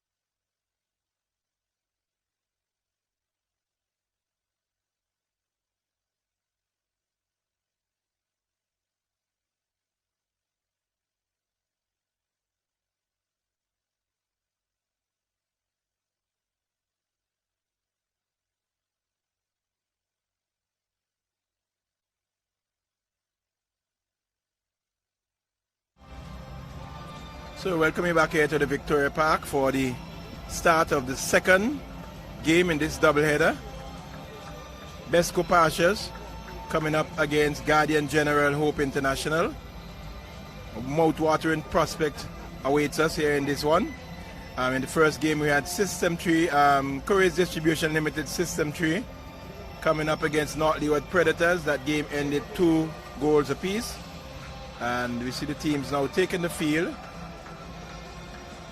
to the FIFA anthem for this second game in this doubleheader. Yes, and as you said, Bramble, what a mouth-watering contest this one ought to be. If it lives up to its billing, that is. Because a lot of the times we have some crunch clashes and they really don't live up to the billing. And then some game that you figure is of no significance end up being a top-notch game. You have good entertainment and excitement and everything in those games. Yes, this one should be one for the books. Basically, I see that I've noticed that the Guardian General Saints Hope International. The Guardian General Hope Saints is the cricket team. And they have too much names. You got that one for me. See, when you're accustomed calling those sort of names, it just rolls off the tongue. Yep. I see that they have some changes. We have Wendell Coffey starting. We have also dear Maggie Samuel who is starting. And we notice also there's Nazir McBurnett, Jalen Miller. That's just those that I could spot from my vantage point at the moment. And we know dear Maggie Samuel, he's no slouch in finding the back of the net. But I'm still surprised that he has not been able to take it to the next level in terms of national selection. And he would have been in and out of this squad, but I mean, it's good. You know, we usually have some of those kinds of players around who would perform excellently at local competition, but when it comes to stepping up at the higher level, international and regional, they just... Well, as you said, he would have been in and out of the training setup. Not sure as to why he did not get the extra step forward into the national setup. Maybe a tactical move. I don't know. I can't see because I am not in touch with the coaching staff for the Vince Heat team.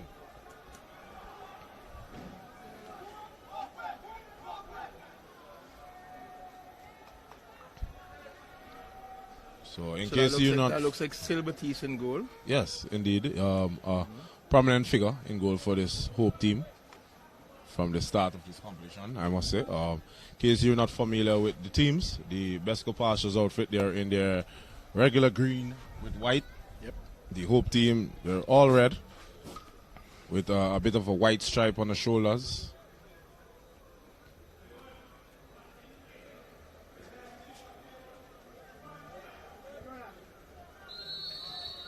And that's the whistle to signal the start of this highly anticipated encounter in this Premier Division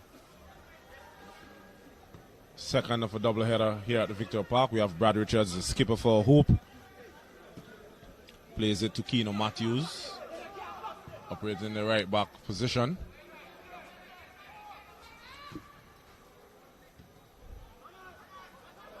We have Mazik Herbert.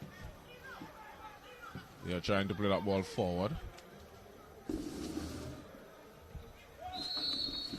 The whistle goes in infringement, or was it offside? Offside signal there by the referee.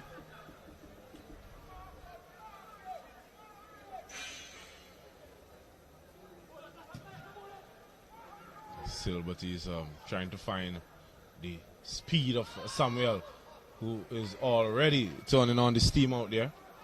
We know that that is one of his strengths. He's running at defenders and getting away from them. He has a lot of pace and trickery, and he also has quite a powerful shot on him. Has a loose pass there, mopped up by the Bestco Pastures team, who could break quite quickly. Here's Hosni Chandler, a heavy force touch, and Chandler. He has yet to really impress me in these opening clashes. We know the caliber of Chandler. We know what he's capable of, but he's just not performing as he should. He has just not come to the party. And I mean, a player of his caliber, the team would be dependent on him. I'm sure his team is dependent on him heavily to take the fight to the others, and he has really not lived up to the billing so far. As we have Bestco Pastures taking a quick corner. This one is overhit, but definitely, like I said, one youngster who have turned up to the party is Java Odain for the Bestco Pastures team. Oh yeah, definitely. He has about 3 or 4 goals so far. Yep. We do not have the stats on hand, but just from memory. Yep, about 3 or 4, yeah. And has really been contributing to his team in terms of their play. Yes. I spoke with his dad about a week ago, and his father, Simeon, he was very elated with the way in which his son was performing. And he's saying that he can only get better once he maintains his consistency. And we know consistency is key to keep performing, especially in sports. Yes, Chandler. Chandler plays it down the turf. Ball is played in. Mix up there. The referee is saying no penalty. Bestco Pastures, they were claiming for one. As we have the defender still down on the turf. Slowly getting to his feet.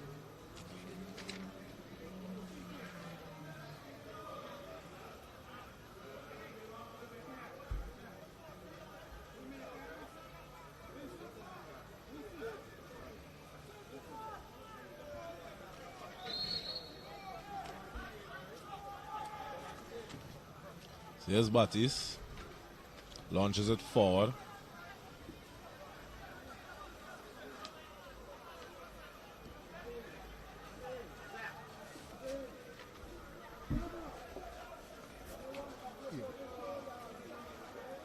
So, it's Bestco Pastures with a number 15 man. Trying to play it in the middle there, but cut out momentarily by Hope, and a foul committed on, looks like Mazzy Corbett there. Is it? But that's the number 6 player for Bestco Pastures. Still await the card, we'll get that for you shortly.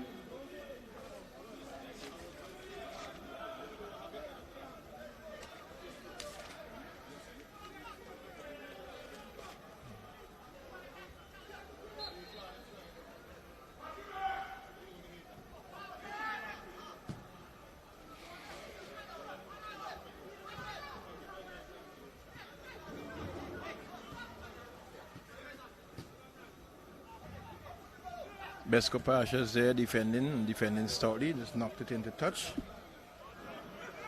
And it's a throw into, well,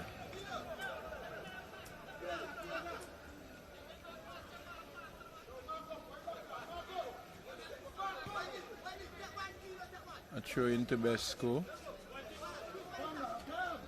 Throws it long down line, but nodded away there by Wendell Coffey into touch. Still at Bestco. Another long throw again. The number 21 man there looks like Java Odain trying to weave his way through, but not able to do so, as he Hope defense is equal to the task.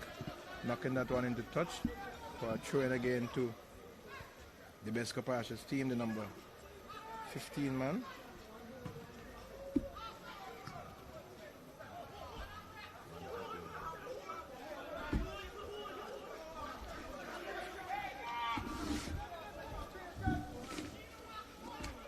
It's a Bestco's throw. Keno Matthews comes across, knocks that ball out of touch. As Bestco move upfield.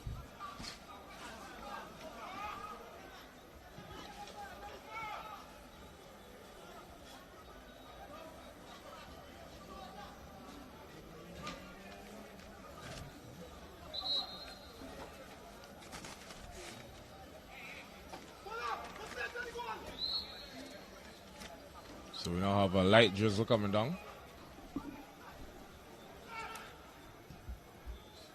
There's Odain maintaining possession for his side. Keno Matthews clears the danger. Rondell Thomas tries to control, loses his footing.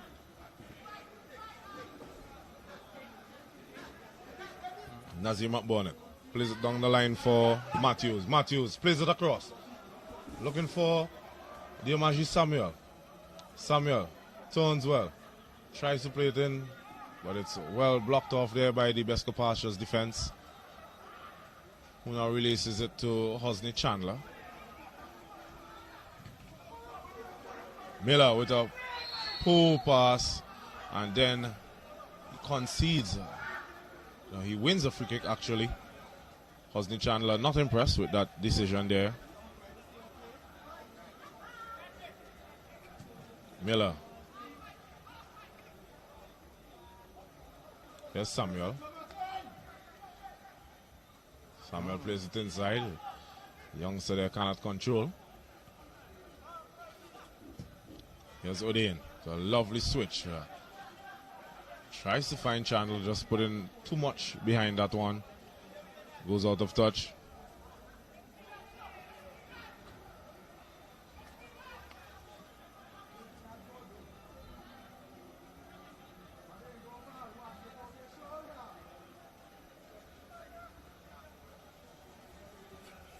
So with just about 8 minutes played on the board, we have the Hope International team 0, BESCO Pastures 0. Both teams have yet to really settle into a rhythm. Still trying to find their way.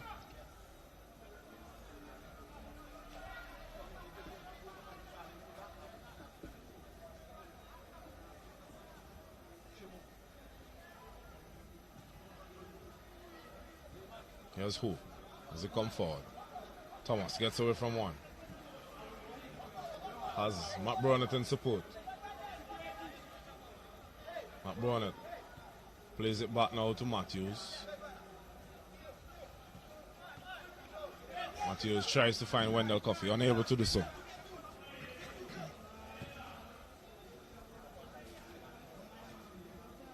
So here's Richards.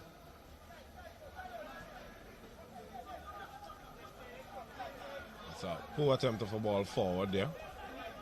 Picked up there by Carrington, Nathaniel Carrington, aka Nato, in goal for BESCO Pastures.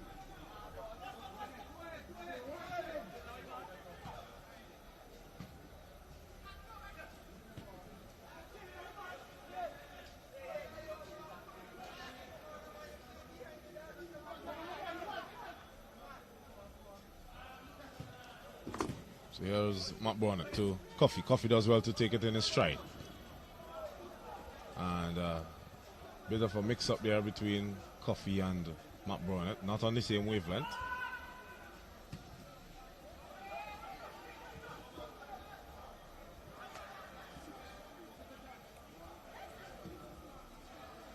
So the left back for Hope is out of position. Hosni Chandler tries to get inside Miller. Miller reads the danger pretty well.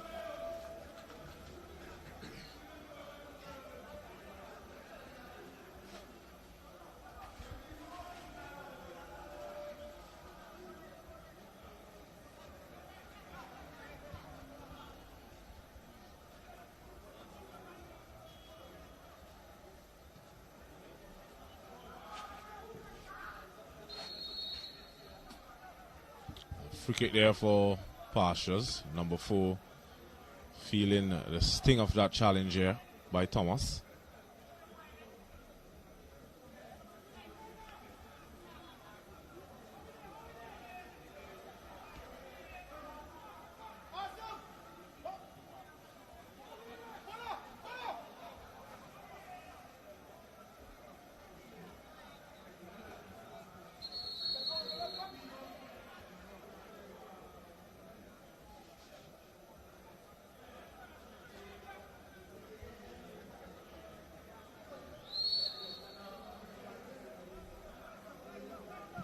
Free kick for Pastures.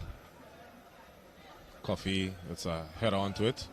Not getting as much distance on the header. And it will be a corner kick for the BESCO Pastures team.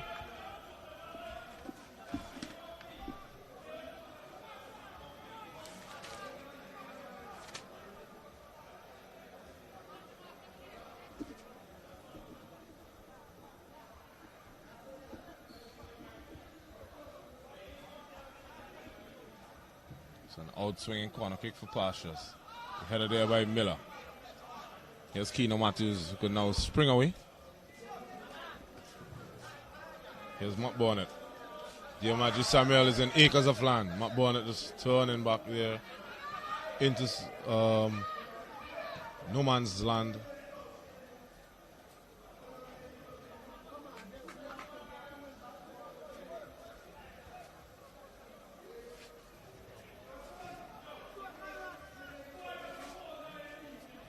One back well there by Richards. There's Matt Bonnet. Matt Bonnet on Thomas. And poor attempt of a pass there by Thomas. He should have at least tried to shoot or play in Mr. Samuel on the left flank.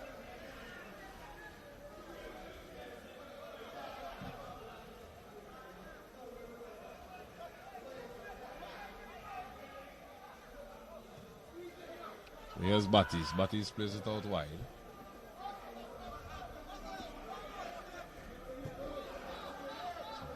Good ball down the line to Matt Bonnet. Matt Bonnet looks up.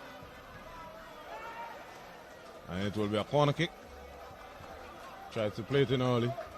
Low with pace.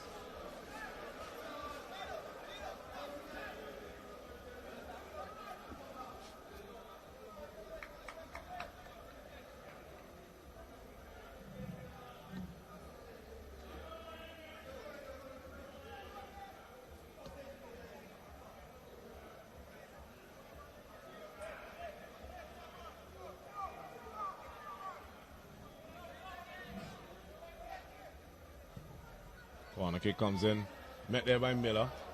Miller just cannot get the desired direction on that header. Miller is always a strong presence in the air in both boxes, whether it's defending or attacking. Always a threat from the set pieces.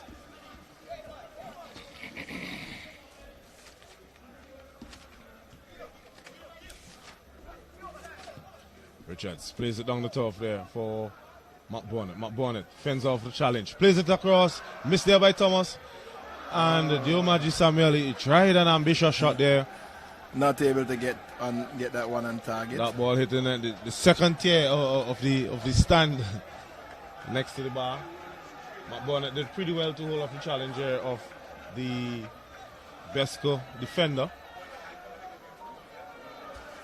A very glorious opportunity there for the Hope team to go 1-0 up.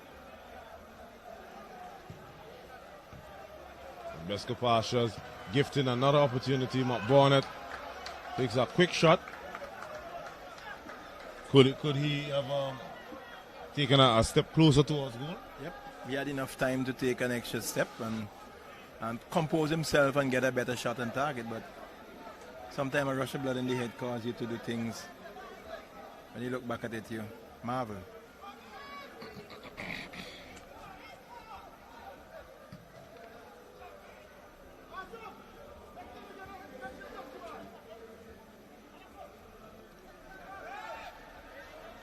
The referee not interested. Richards screaming at the referee there. Matthews plays it in, but good defensive header there by Mr. Craig. Let's run Craig. Knocks the ball away for a corner kick.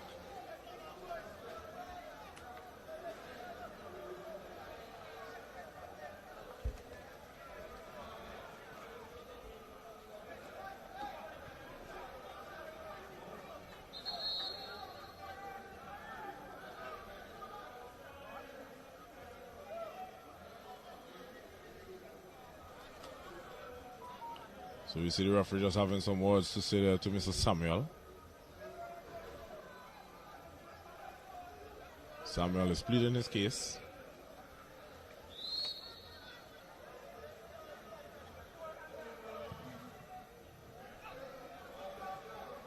Corner kick is taken. Evades about 3 heads there.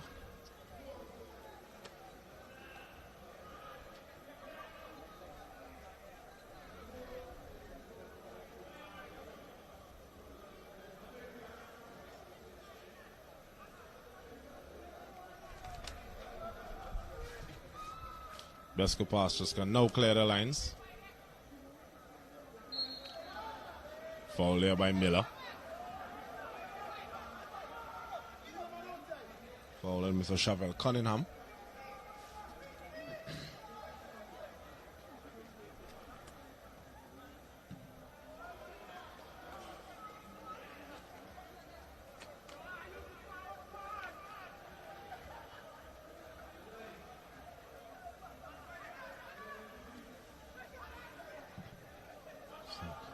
Good pick up there, but Matt Bonnet just cannot control. That was a very good ball there. Split the defense for BESCO Pastures. And Matt Bonnet just fails to get it into his stride. He's looking at the heavens wondering what he did wrong.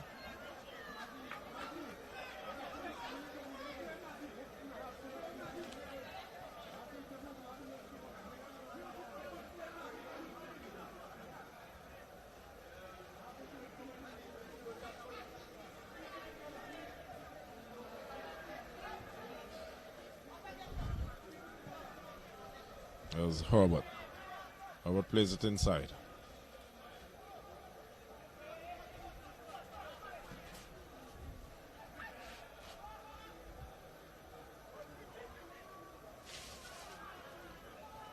So a goal kick signaled there by the referee's assistant.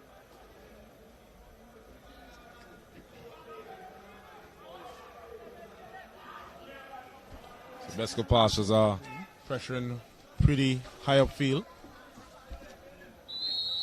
Foul there by the number 15 on Matt Burnett.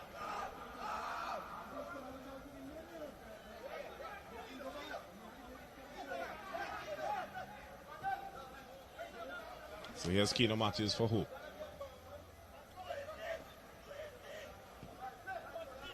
Wendell Coffey now.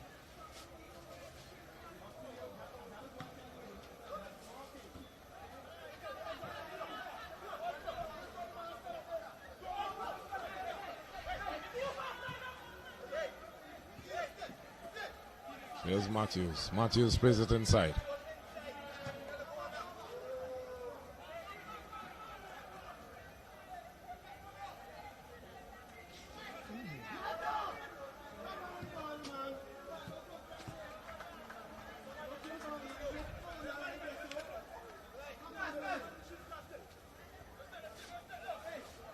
Here's Matt Bonnet being closely marshaled there by the BESCO defender. Osney Chandler switching flanks.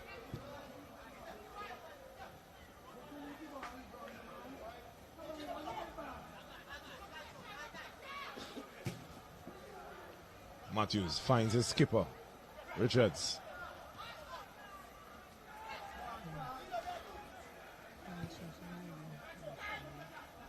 There's Chandler. Chandler gets away from one. Space is open up now for Cunningham. Chandler delays his pass, and the defense does well to recover, and it will be a corner kick for the BESCO Pastures team.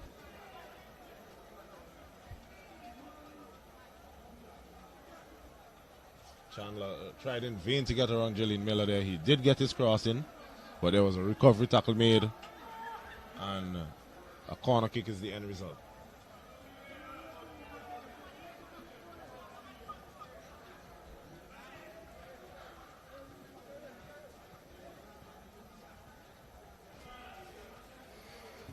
It's an in-swinging corner kick.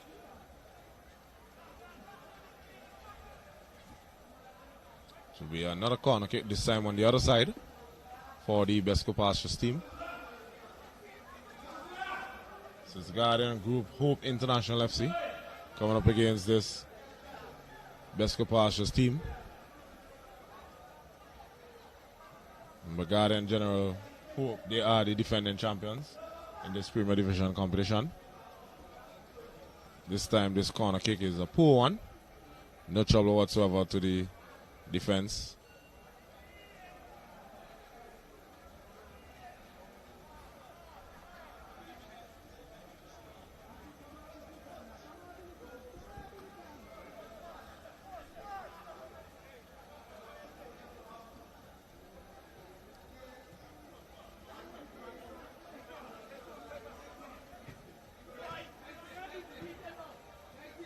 So here's Chandler. Chandler wins possession for the BESCO Pastures team.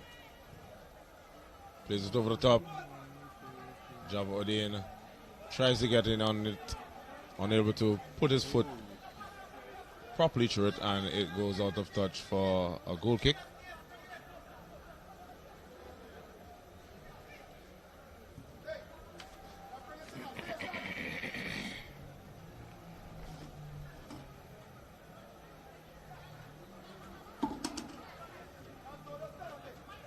Here's Wendell Coffey.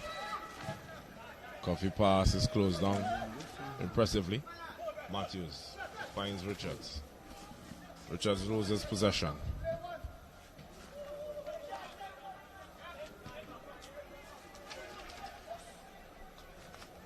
Hosni Chandler doesn't seem to be moving quite well. There's twice that he went down behind the goal line. Not sure if he's feeling a little twinge of something.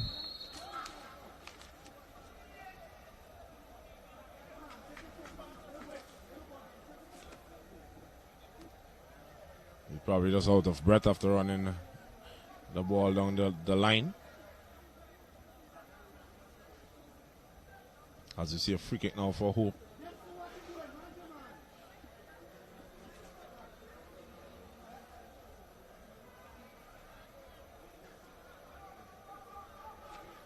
Samuel is the one entrusted to take this one.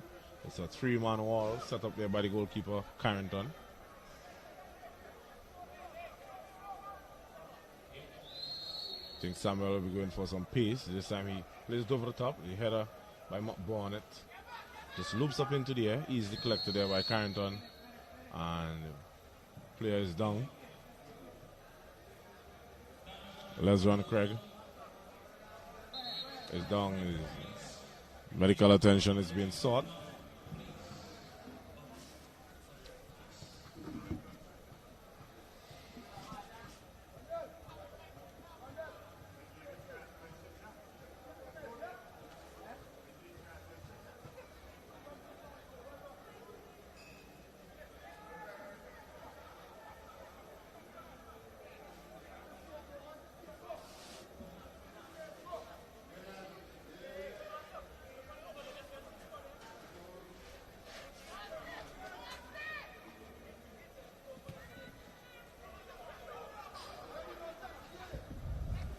Sits Miller, plays it over the top, overhits it, gives it right back to the opposition as it's clutched there by Carrington. Carrington tries to find Chandler. Chandler can't control.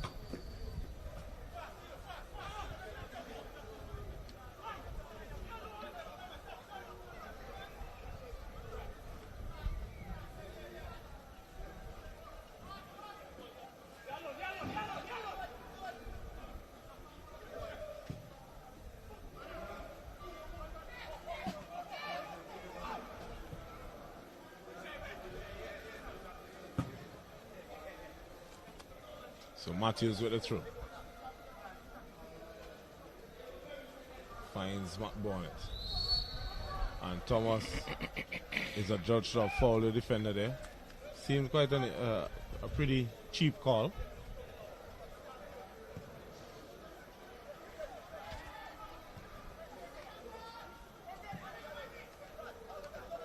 So here's Richards.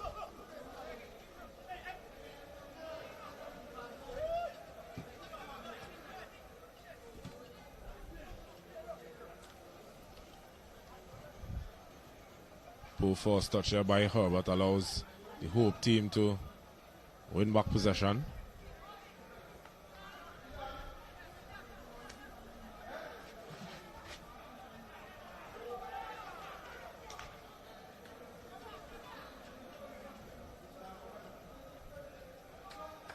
So it will be a throw-in for the BESCO Pastures team on the far side.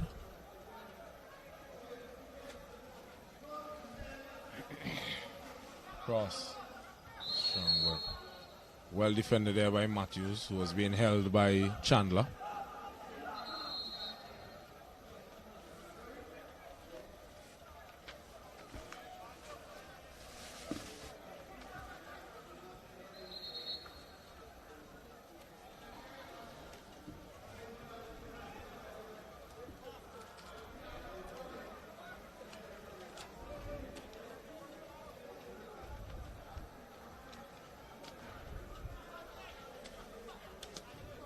So play restarts as Hope International bring it forward from their defense.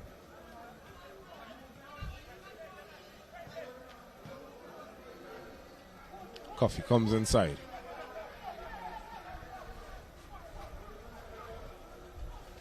The game is quite scrappy thus far.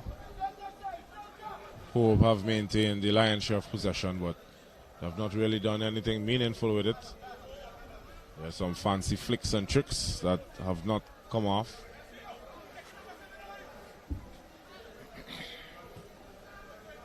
Here's Richards. Finds Thomas. Thomas comes forward. Comes across and gives it easily to the opposition. And most of the game really has not lived up to its billing so far. It really has been, in my estimation, a letdown in terms of both teams. They have not really enticed or enlightened the fan. I think the first game had much more excitement. We're still waiting on this one to live up to the bill. I think a goal would do well too. You know. Yes, definitely a goal will shift the momentum. Yes, definitely. Either way, because it would ensure that one of the teams that has conceded will have to come out of their shell. Right. So to say. And the one that has scored will even want to step it up a little bit further. At the moment, due to the scrappy nature, a goal might just occur from a set play or a poor error by one of the defense. One of the defense, yeah.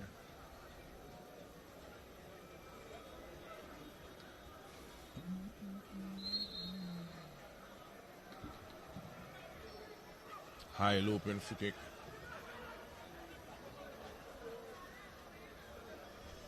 Picked up by Batiste in goal. Throws it down the line. Searching for Matthews. Finds him.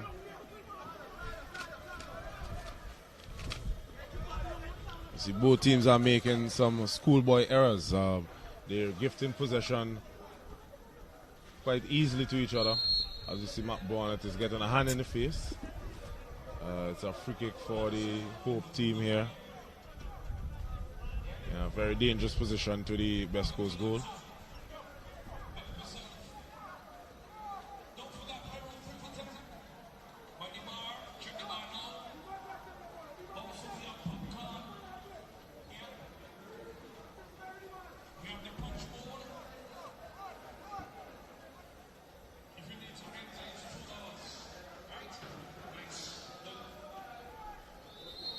It's Wendell Coffee to take. He went for goal. Was a very poor effort in the end.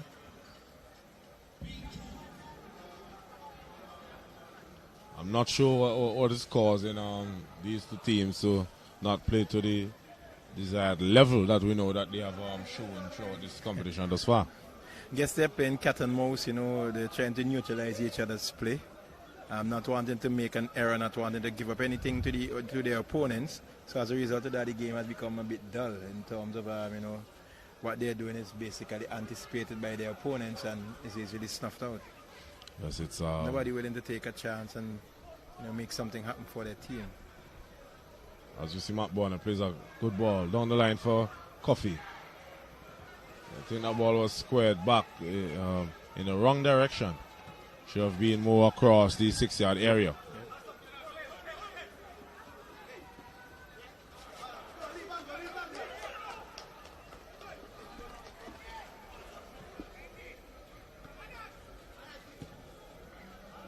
Matthews plays it down the line for Matt Bonnet. Matt Bonnet has time, has space. We've seen that across. You see, Samuel was winding up to take that one. Still couldn't get his shot off.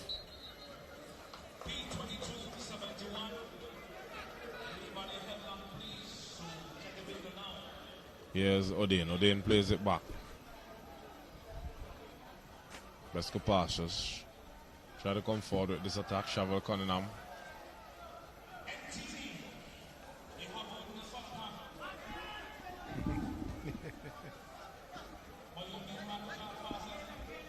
Yes, Chandler gets away from Matthews.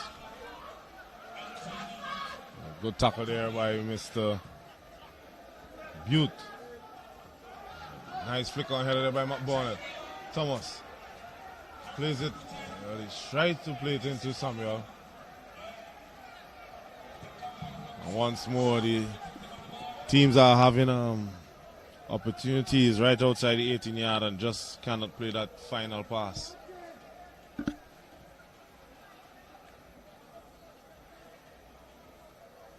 Here's Thomas. And it's a penalty. Thomas winning a penalty kick. He was wrestled to the ground there. The referee was right on top of it.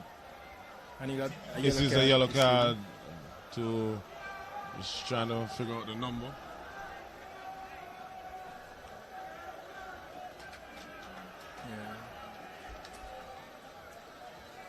Still not sure who it is. But it will be Brad Richards to take this penalty kick. Skipper for Hope. Richards, a very good penalty kick taker. But almost always, I could close my eyes when he's kicking. When he plays with my smaller team, I always pick him in the first 5 to kick. Richards takes it and he sends Carrington the wrong way. Well, Carrington really didn't move. Yeah. Anticipated would have gone to his left, and quite an easy goal. Even the goal didn't really have as much hype about it. You really didn't hear much shouting or cheering from the Hope team. We're really hoping that this goal now could bring some juice towards this game. Because I'm trying my best to keep my eyes open and stay tuned into this match. Honestly speaking. Yes, it really has not lived up. It really has not lived up to the billing.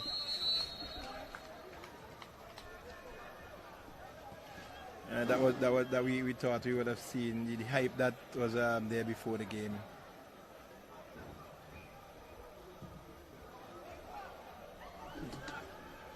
See another opportunity there for Hope, but this time Carrington comes out. Some big gloves, picks it up. Here's Odean. Odean gives it away.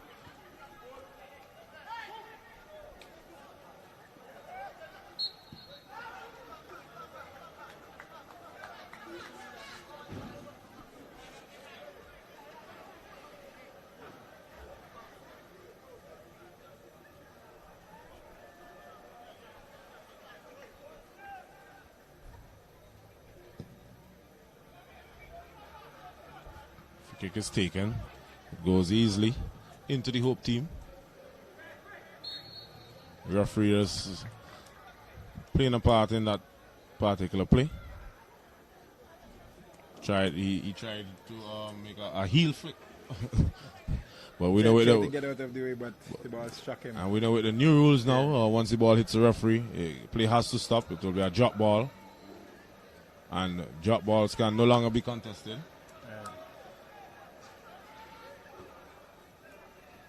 And I think that's a very good change in terms of the rule, because initially what would have happened if the ball struck the referee and ricocheted to another player in a promising position to score and he scores, then the goal would have been allowed. If the ball struck the goalkeeper and went into the goal, it would have been counted as a goal. So that so I've seen a lot of goals scored that way, as we see BESCO Pastures are now trying to come out of their shell, trying to launch a quick counter-attack. It came to nothing as the Hope team mopping up quite easily. We have the battle of the skippers, and the referee, I think that the referee's assistant, he was right there, but both players were having a grab at each shot. Initially the referee did the right thing and trying to allowing the play to continue, but the referee's assistant was adamant. But the referee is the man in charge. He could have overruled. Yes. Had I been in the middle, that play would have definitely continued. And definitely there was a sound. The referee, he was about 15 yards or so away from the action. He was not interested. It was almost a tale of 2 penalties for either side.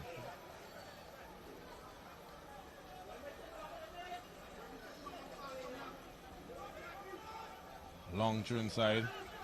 Bit of a mix-up there by the Hope defenders. This time it's a mix-up between BESCO players. Poor attempt there by Batiste. And as I commented earlier, it would have to be some sort of a mistake by the defenses. Yep. And we have seen one from BESCO Pastures in that they gave a penalty up and conceded via the penalty route. And we now seeing that the Hope team, they were off with a quick counter attack. Samuel, he tried to play the ball with the outside of his foot, which he should have done much better. He should have at least tried to play it in with his left foot. Yep. Play the ball across to one of his on-rushing teammates. And we're seeing the basic things are definitely lacking between both teams tonight.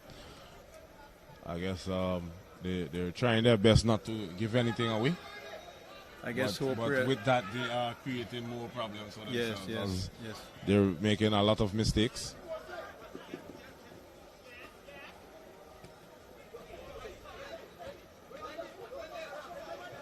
Well, one back there by Odein. Skips away from one, skips away from two. Odein, so a good ball there to Cunningham. Cunningham could open things up. But all he got there was the side netting. Should have done better there. Should have definitely. I was looking for him to go high and hard into the roof of the net. But the goalkeeper did well also to come out and spread himself pretty big there. Keenan nods it on to Matt Bonnet. Matt Bonnet chops inside. Tries to find his strike partner. Can't do so. Here's Java. Java Odein. Comes inside. Plays it now to his skipper. As passes just slow the tempo there.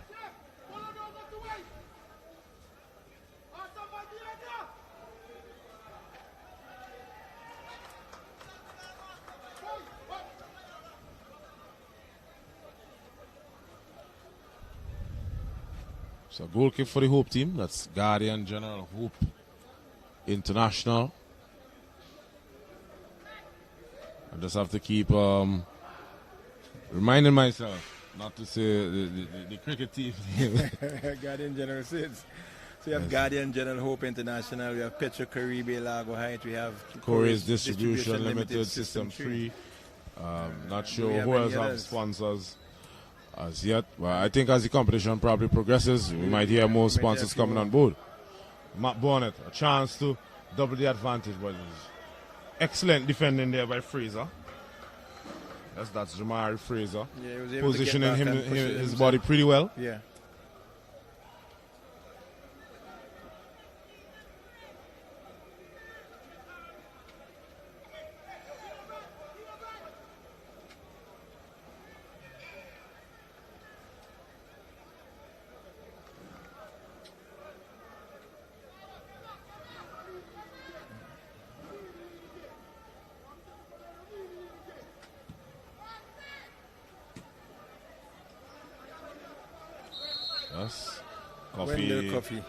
Coffee there was just stabbing away at the youngster, nibbling at his feet there. That's Gibson Francis. Did pretty well to shield the ball away from Coffee. Fraser with a big kick downfield. Won by the header of Miller. Here's Coffee.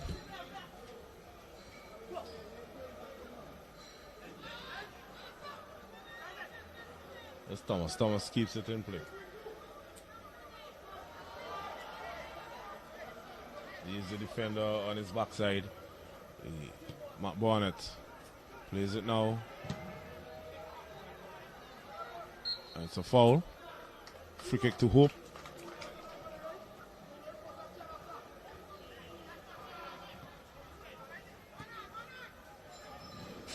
Here's Thomas. I thought Thomas was going to hammer with his left there. He had a prime opportunity there. Probably he's one of them whose left foot is just stand a little bit more than walking. Yeah.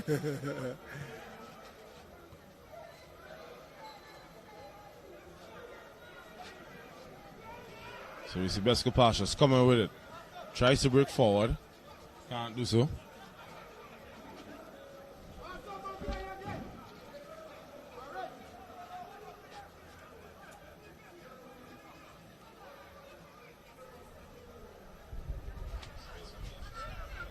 Hope have now settled down a bit more since scoring that opening goal.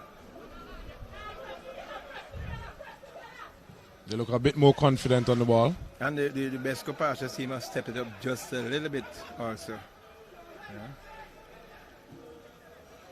Despite that, we still seeing 4 or 5 defenders for the BESCO Pastures team staying at home.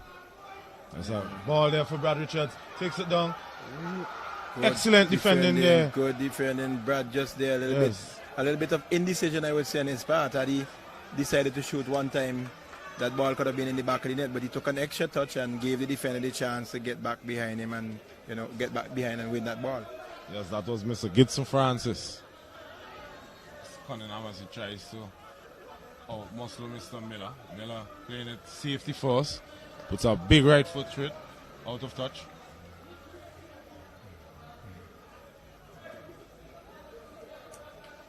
And that comment he made a while ago made me chuckle. He's trying to out muscle Miller. Miller is all muscle.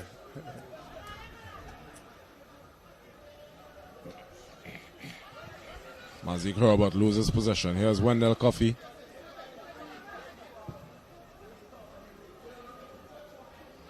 As they try to find Samuel.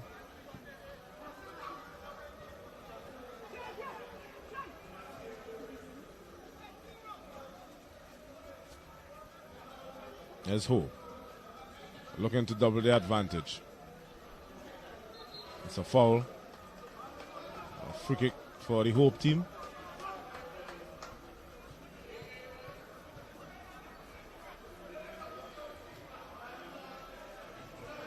And this BESCO Pastures team would have beaten Petro Caribe Lago Height 8-1. But if you check out how they've been playing for the entire season, they play sort of an ultra defensive game. They have 5 or 6 players behind, and they usually attack on the counter. And when they most times when they meet teams who are good and running at them, they would be able to soak up some of the attack, yes. But if they concede, it is often difficult for them with that 1 or 2 players up front to really get a chance and create chances for themselves. Petro Caribe Lago, it was not that strong and forthcoming, and didn't pressure them that much. It gave them a lot of space. But with the Guardian General Hope team, will be a different kettle of fish. Yes, Hope. They like to maintain possession, but they will also press pretty high and pretty quickly on you. They do not allow you a lot of space and time on the ball. And in the midfield, in the person of Brad Richards, they have a real dynamo there. Yes, he one thing I like about Brad is that he has both facets of the game. Yeah. He can play defensive and also offensive. He's very good at driving forward, and he could pick a pass, and he has a very tremendous shot on him. Yep. And he can shoot it with both feet also. Yeah. For the size of the man, you wouldn't imagine that he I could remember the first time that one of his fellow villagers said, Mose, we have someone who could play for your team. I was like, when they brought him, I was like, this little Nashi boy? Yeah. But when he played, he made me eat my words. Yeah.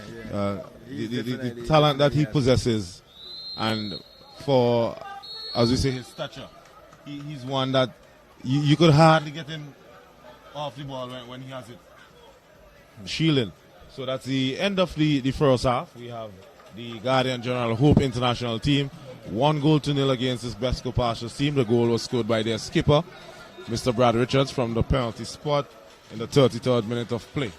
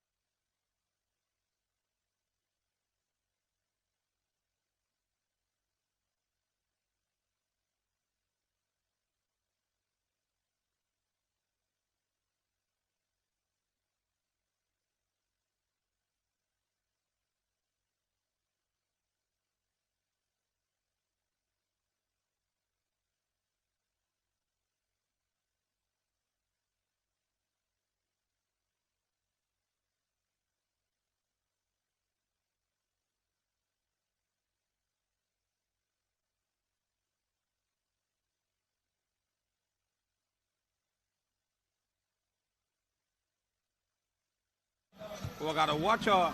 Yes, a pleasant good evening to our viewers again, and I have with me here Renston Haynes. Renston is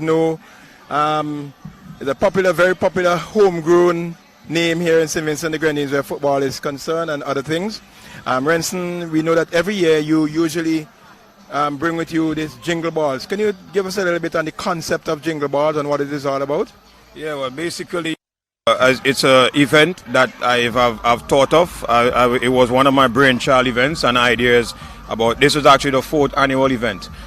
Basically, it's an event that I incorporated mainly for the fact of sports and entertainment, and it was well known for the first time ever 3 years ago when I had the prisoners came out to play against the police.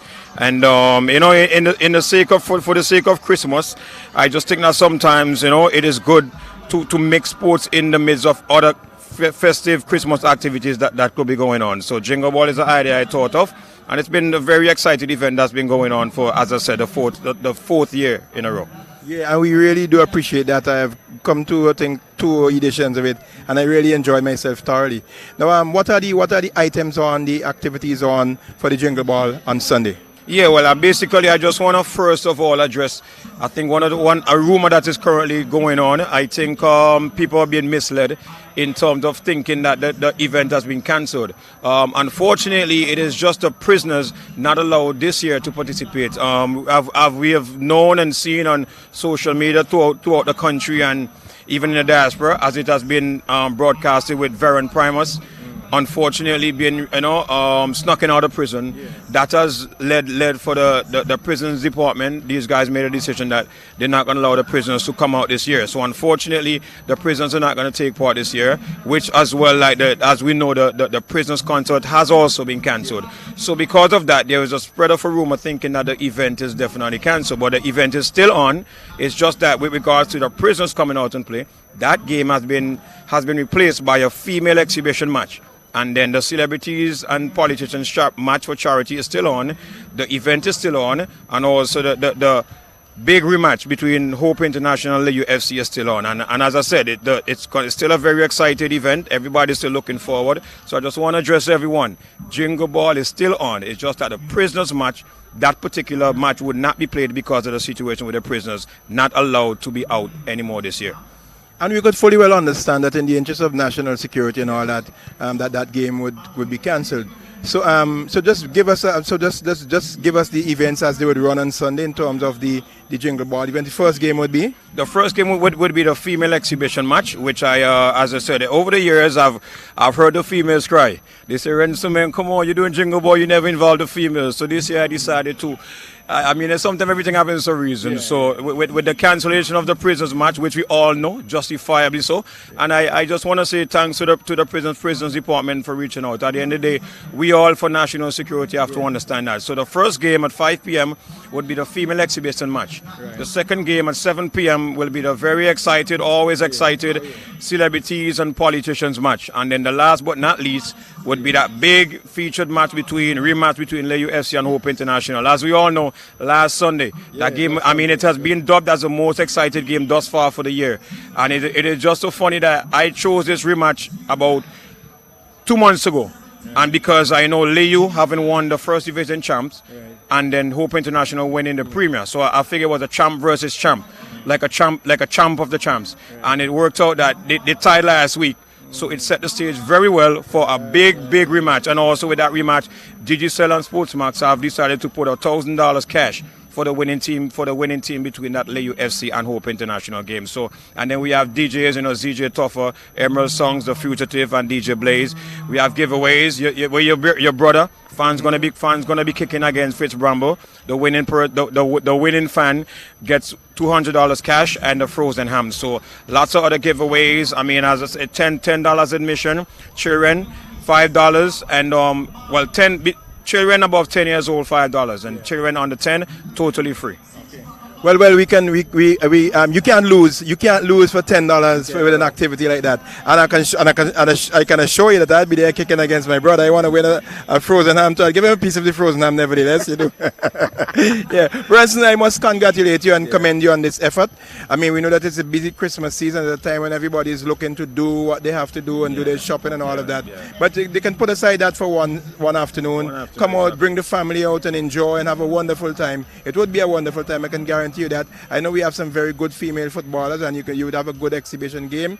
I know the politicians versus the celebrities is always a bomb. Always a bomb. And then that Leeward versus Hope game, as you say, is a rematch, a big rematch. First division champs versus the Premier Division champs. So we look forward to all of that, and we encourage everybody to come out. Any final words, Renson? Yeah, well, final word is I just want to say thanks to the Football Federation. I have been doing sporting events here in St. Vincent about 6-7 years, and one thing I can say, from one president to the next, from Mr. Venel Coombs to Mr. Marvin Fraser and now to Mr. Dixon, these guys have been supportive, and I'm grateful for that. As a former national player, I've felt as part of my dream and passion to give back to football, the development of the sport, and as myself, as you know, as a co-founder for Awesome FC and interim coach. I mean, listen, football, as everybody knows, is my life. It brought big opportunities for me here, and I just want to help develop the game and promote the game of soccer. We all love it, so I want to say thanks to the Football Federation, thanks to all the people who have supported me over the years, to the sponsors and to other affiliates. And I mean, listen, I am grateful, and I just want people to come out on Sunday and to let everybody know you will not be disappointed. Yeah. All right, Renz, I want to take this opportunity to thank you also for giving back to St. Vincent and the Grenadines. This is something in the making, and this is something that has potential to develop into something great for the Christmas, for St. Vincent and the Grenadines and for football. So thank you very much for giving back, and all the best in the future. All right, so thanks again, and like I say, it's just going to get better and better each year. There was got two major surprises with two international legends who we were planning to bring in, but because of the COVID situation. But guess what? Still focused, still with Jingle Ball. It's gonna just get better and better every year. So, as again, thanks in advance for everybody who's going to be coming out on Sunday. Jingle Ball is on. Forget the rumor. We on. We good to go. This Sunday. Thank you.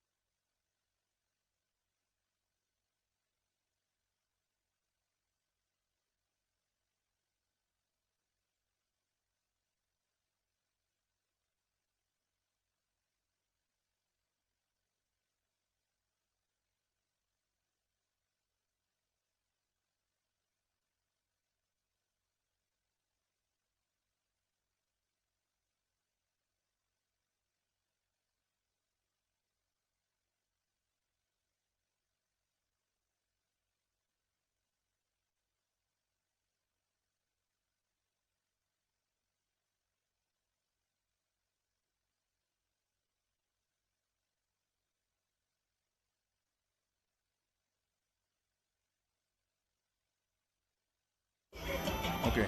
So we'll be bringing you some highlights of the first half of this game between the BESCO Pastures and Hope. You see Nazir McBurnett getting inside there, trying to cross there, right across goal, and the shot there from Diomaji Samuel going high and over the top. BESCO Pastures team there now with the ball, trying to mount an attack. Hosni Chandler getting away from his man. Comes inside nicely and tries to square it back inside, but it was beautifully cut out there by the recovering defender there for the Guardian General Hope. Hosni Chandler again getting around his man. BESCO Pastures on the attack again. Hosni Chandler gets around his man again, plays it over this time, high and hard over. Missed by the defense and missed by the attacker, not able to control the shot and goal. And that one went into touch for a goal kick. It's with BESCO Pastures. Java Odin gets inside his man. Java Odin plays it inside, finds his number 11 man, and that's Cunningham. He just hit the side netting, not able to beat goalkeeper Silbertis. And that was basically the highlights of the first half here in this encounter between BESCO Pastures and Guardian General Hope International. We see both teams on the field for the recommencement of this game. No changes yet, it looks like. Both teams starting back with their original 11. 1-0 in favor of Guardian General Hope International. Penalty scored by Brad Richards.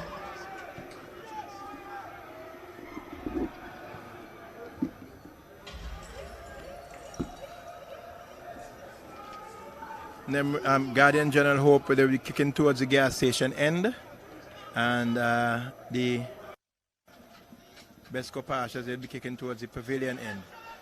Shabel Cunningham trying to get his man going, but cut out by Hope there. Diomaji Samuel, Kevin Samuel is actually his name on the card. I was looking for Diomaji Samuel. Yes, he goes by both. Sometimes he carries Diomaji, sometimes he carries Kevin. I'm not sure which is his primary name, as they would say. So it's 1-0, and I am sure that the BESCO Pastures team will be trying to pull back one. Guardian General Hope would have other ideas though. Yes, at the halftime interval there was a lot of talking amongst the team, the BESCO Pastures team and Birmingham. He was trying to show them where they were going wrong and what they need to do in order to get things started, to get their game started basically in the second half.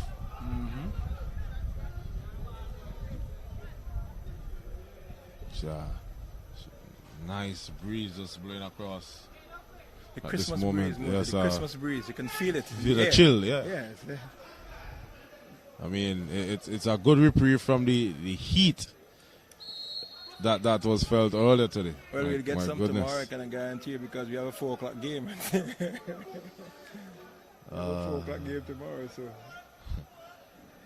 I wonder if my good friend Groove wants to come in for that early one. He was here last Sunday for the 4 o'clock game, and boy, it was something.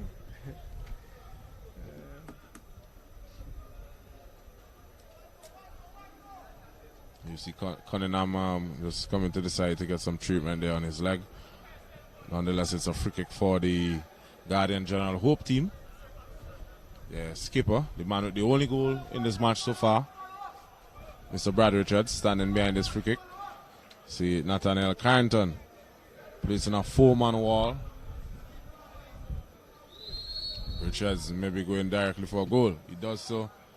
Too much height on it. He had a good bit of power, but just no trouble there for goalkeeper Carrington.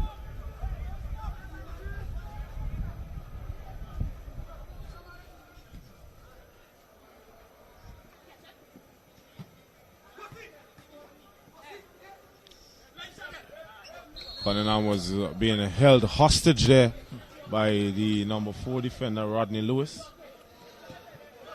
Wins a free kick.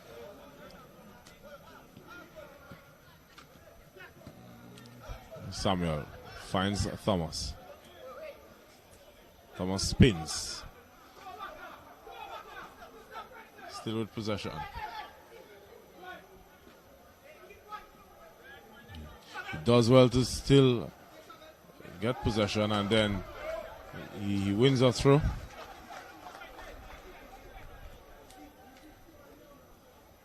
Lewis to Samuel. Ball is cleared. Miller finds McBonnet. McBonnet cannot control.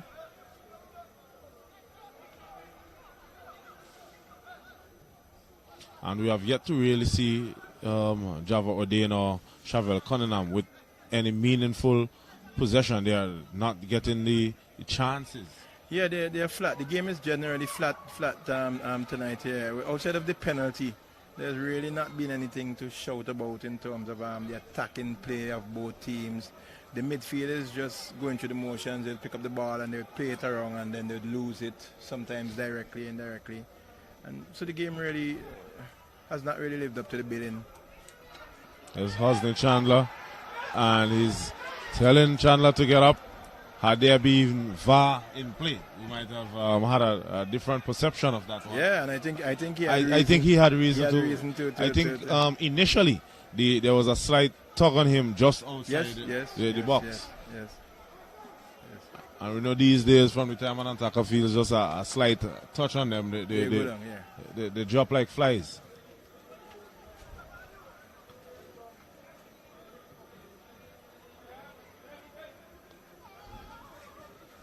McBonnet loses out to Java O'Dane. Sends Hosni Chandler down the flank. Number 15 is nibbling away at him. Here's O'Dane. O'Dane, remembering that he scored a similar goal from that position. It's a foul there by Mr. Thomas. Good battle there between defender and attacker. And the defender got his body in the right position, barring that channel to goal. The attacker had no option but to, click his heels and chip him. So it's a free kick to the BESCO Pastures team.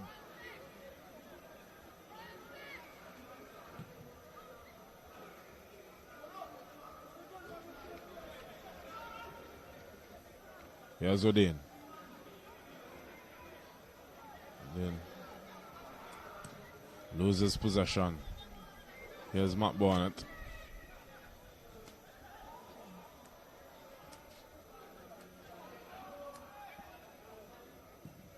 All the way to Silbatis in goal.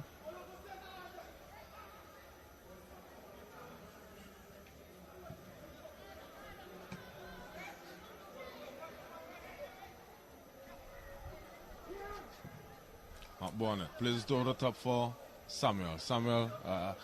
Heavy force that he takes a shot. Goalkeeper Carrington slipped, and good tackle there on the line to deny where that. Was he going in the first instance? He had a defender in close contention with that attacker. Why was he coming there? Rush of blood. He's probably trying to up the ante in the game. Had that defender recovered behind him, then that would have been 2-0.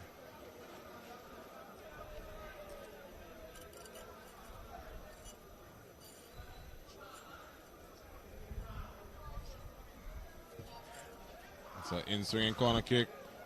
Carrington punches. Richards to Coffey. Finds Samuel.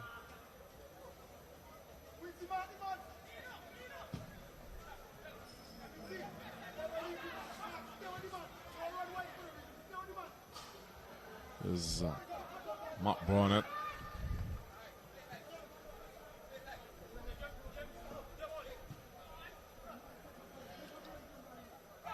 Richards comes inside. Still with it. Heavy pass there by Richards. As we hear the cries of his coaches. I think he was trying to tuck that one into the top right, into the top left-hand corner. I think he was caught in two minds there. It looked as if he was shaping up to shoot, and then he heard a shout from one of his teammates, and in the end he decided to try and lob it.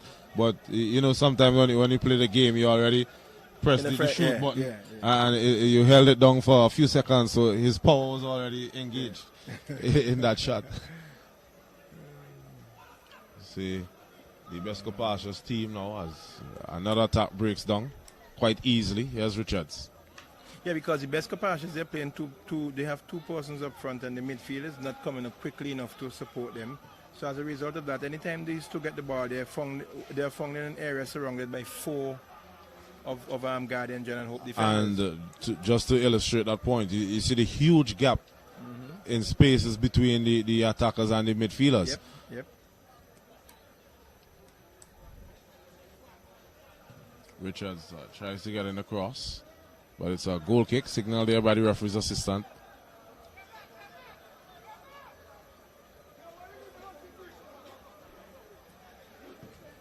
Goal kick for Bestco. Easily won by Butte for Hope.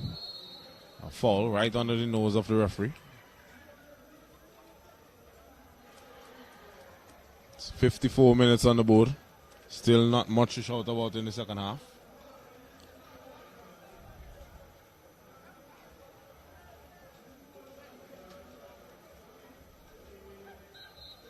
Hope International with the free kick. A poor one in the end. There's Mazik Herbert, plays it out to O'Dane. O'Dane is playing some lovely ball down the line to Hosni Chandler. Chandler just cannot do anything meaningful with it. This time he comes in and there was no one on the far post to attack that delivery. As you said, the defense, the midfield, for the Bestco Pastures team, they're playing pretty far apart from their attackers. Yes. So from the time the ball is played quickly down the flank, there's there's not time for them to go forward because they're so tucked back deeply. I'm not sure if it's a game plan to try and nullify the threat of the wingmen for the Hope team. Sometimes it is said the best form of defense is attack. Samuel gets wrong. His defender plays a heavy cross once more. These Hope players I'm not sure what they're eating, but they don't seem to know their strengths. Matt Bonnet, some lovely footwork. Let's see what he can conjure up. It's well defended. Chance for a shot. The body is on the line there, blocking it.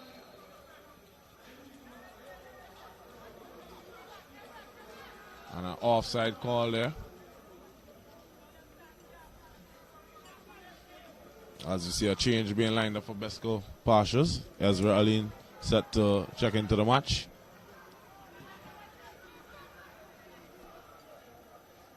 Here's Chandler coming forward. A lot of pace. Skips past one. Can't get around the other. It's a goal kick.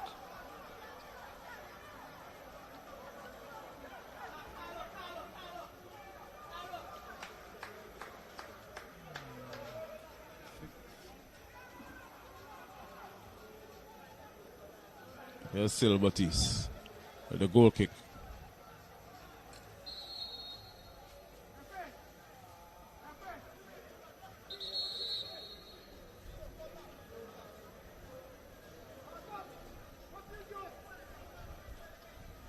So it's Dylan Moore who is replaced by Ezra.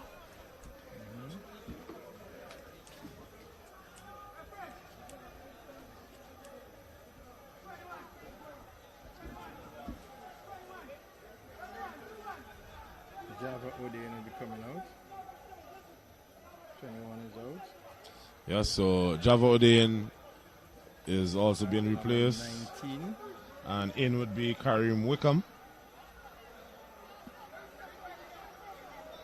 So that's two changes there for the Bestco Pastures team as they're trying to nudge their way back into this match. It's a small disadvantage that they're playing in at the moment. They're just one goal down.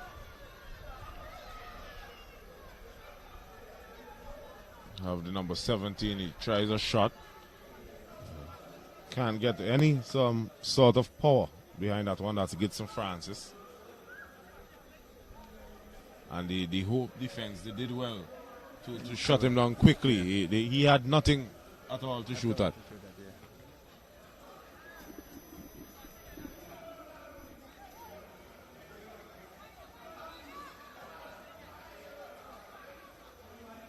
There's Matthews. Matthews plays it down the line.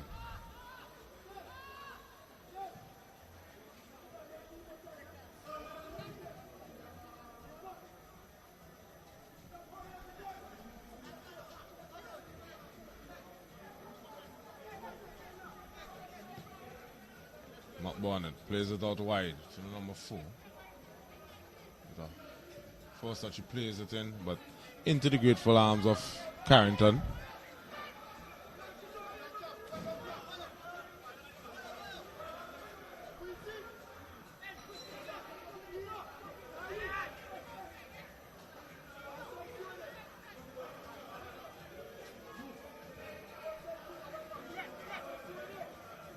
It's Hope as they come away with possession.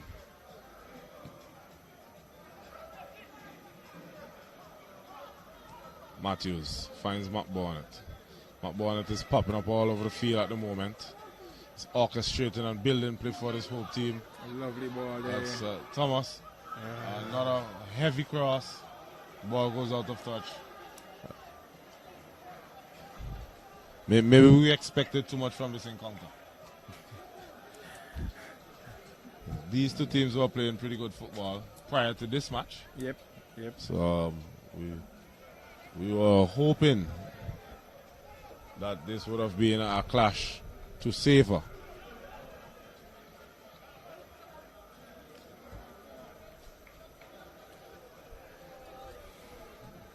All the fizz has gone out of the game so far. Yes, see a shot, a very wayward one in the end. But we see two changes for the Guardian General Hope team that are being just sent to go through their paces in Mr. Kezran Rusty Osment and Juma Jilks. They're going to get some warmth into their legs and body to check into this match. They can bring some flair to this team, hopefully to the proceedings. But we have seen in most of the games for the Guardian General Hope team, when Jilks gets into the game is lifted. The spirit of the game is lifted. He brings with him a certain flair and a certain measure of play, in that he's a good control of the ball. His technique is very good, and he's a hard worker. He has immense skill set. Yeah. He can pick a pass pretty well. Yep. And he has a good shot in him also. He can tackle. reminds me similar of the role of Andrea Pirlo that he used to play for AC Milan and Juventus. Not a lot of pace, but just guile and charisma on the ball. Yeah. I was listening to the news sometime in the week also, and I heard that Paolo Rossi. Yeah, he passed away. Yes, in Serie A matches in midweek they had a minute silence. For him. Yeah, I remember Paolo Rossi from the World Cup days. You know, he was one of the players you can guarantee once he get that ball at his feet inside that penalty area, the goalkeeper had work to do. People used to refer to him as the loafer, but he most invariably would put that ball in the back of the net anytime he got that opportunity. Great play indeed. So we have had Maradona going, now we have Rossi, and they say they go in threes. So we're waiting here.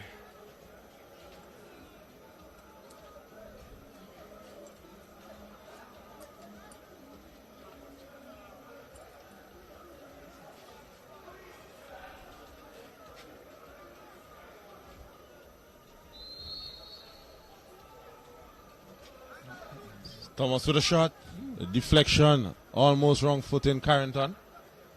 That shot had some venom behind of it. Yep.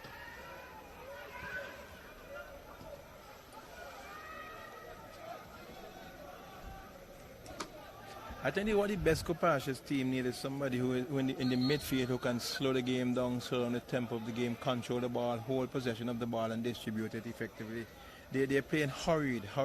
Most of their players they would win it. They'd be on the counter and they'd give it right back to the Guardian General Hope team.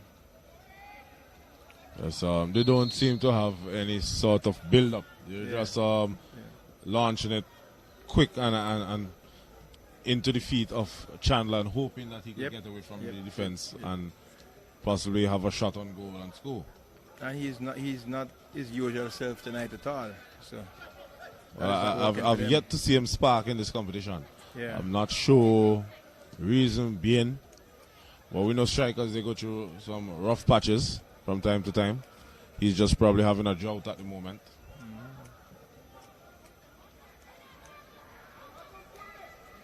As we see the BESCO Pastures team come away and another strong attempt of a pass. And luckily this time the defender, he tried to disappear from that play, but the ball still found him and went out for a corner kick. You see, he was trying to dodge it, but the ball just said, not today. It's still a 1-goal advantage here for the Guardian General Hope team. Goal coming in the 33rd minute. Courtesy of penalty kick from their skipper, Brad Richards.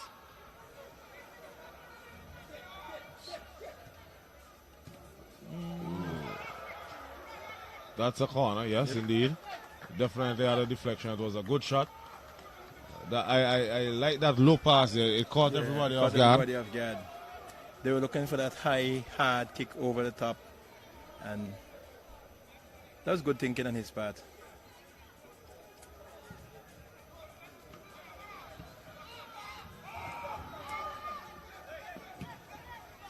So we see one of the BESCO players there leaving in a piece of him on Kevin Samuel there.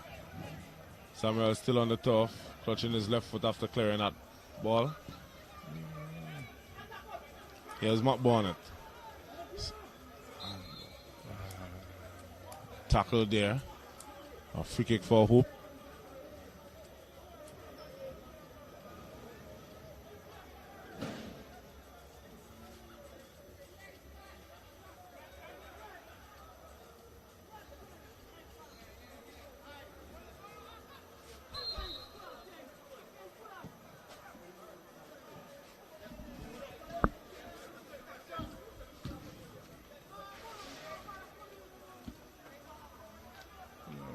Matt Bonnet line up to shoot. Cuts inside, takes it.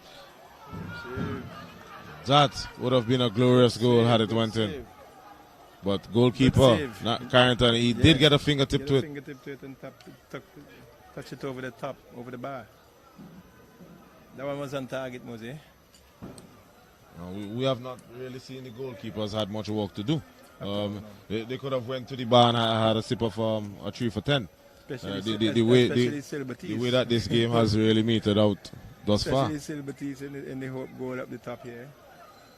Carrington in the first half had, except for the penalty, really had nothing much to do.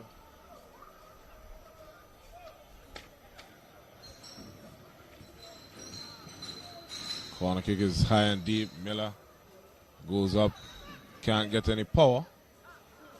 As Carrington tries to trade out quickly, hoping for a quick counter.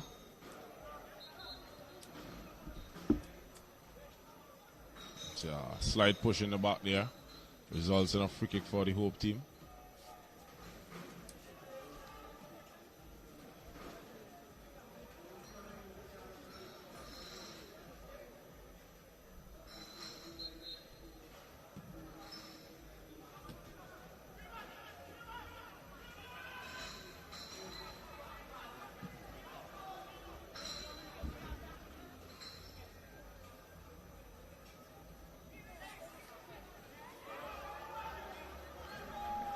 So it's BESCO Pastures as they come forward, trying to level things up.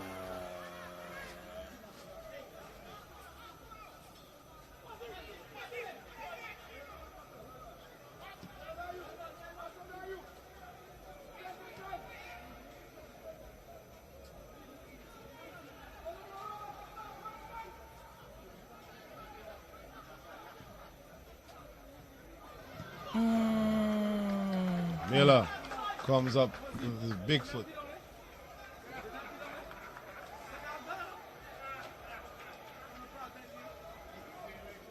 That's a corner kick for the BESCO Pastures team.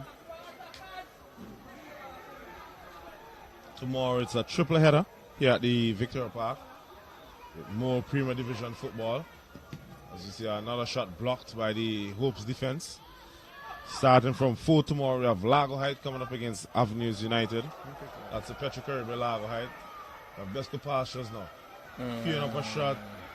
Is it play is continuing. Husley Chandler has a chance. And another block shot there by Miller. The crowd is now on its feet. Because Bestco had 3 or 4 chances in that attack and failed to capitalize on it. You know, easy. Yes.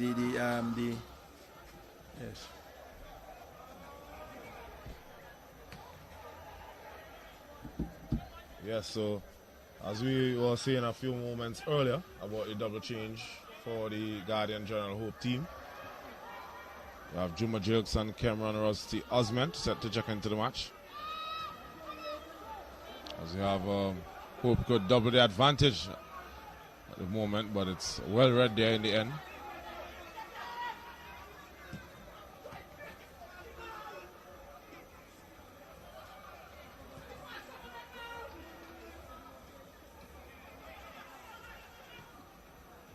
Bestco Pastures come forward. The cross is not good enough. And that's a penalty. That is a penalty. Yes. Jalen Miller, who was being such an imperious rock with putting his body on the line and blocking these shots. This time, he tried in vain to come across and deflect it, but all he could result in putting one of his hands to it, and he will be yellow carded for that. It's a harsh reality of football. Yeah. He did everything so good prior to that. So we have Randall Thomas coming out. The 27, Randall Thomas. He comes out. And there's also Wendell Coffey set to come off for the Guardian General Hope team. Juma Jilks is set to enter the match.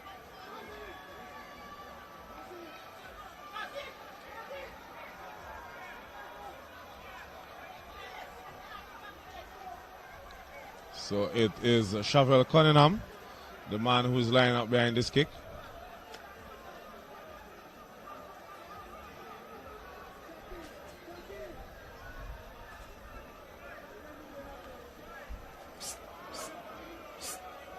Gotta show you the things,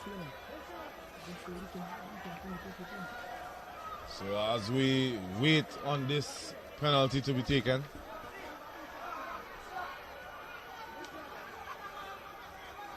it's been a long wait. Cunningham steps up and saved there by Batiste. A double save. Another chance for shot. Now the game has come alive. We have waited 71 minutes to get any meaningful action in this encounter. And what a save that was by Mr. Sil Batiste. Cunningham stepped up. He tried to go down the middle. It was not hit with that much pace, but the follow-up shot, it was a barrage of saves in the end. And that's what you want from a goalkeeper. Yes, He is definitely on the salary today, and probably with bonus. And I think the Bestco Pastures team will be very, very disappointed. They had 3 bites of the cherry and came up empty with nothing. and all. They did not even get a skin off of the cherry. I think Cunningham, though, in the second attempt, should have chipped the goalkeeper there. Because the goalkeeper was down and he went flat and low. He should have chipped it above the goalkeeper, over the goalkeeper into the back of the net. So we have a substitution. Number 17. Gitson Francis is out. Number 16, Gadbert Boyce is in.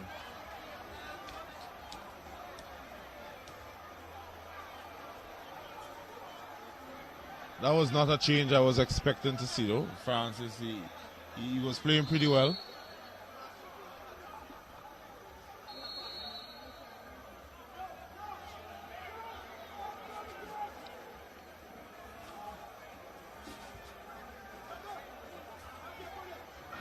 So, Hope, they escaped there after that handball decision, which resulted in a penalty kick for the Bestco Pastures team.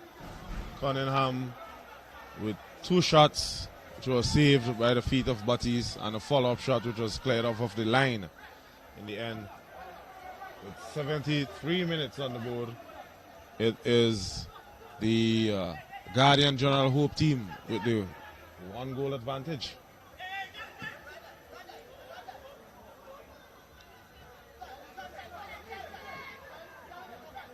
Here's Richards. Richards tried to tread the eye of the needle there into McBurnett. Just cannot get the proper pace on it. Here's Bestco Pastures as they come forward with a wild shot. No trouble whatsoever for Batiste in goal.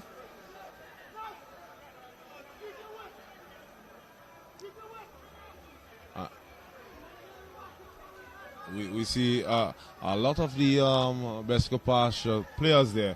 They're just asking the coach what's the reason for the change taking off Gibson Francis, number 17. He was really playing good. He was one of the persons holding in the midfield for them and really helping to create some of their plays. He was tackling. He was, I guess, the coach knows best in these situations. Probably he's looking for somebody else, an extra attacker up front, but to add some spunk to the Bestco Pastures team. Hobart with a good pass inside there. Hosni Chandler did well to hold off the defender.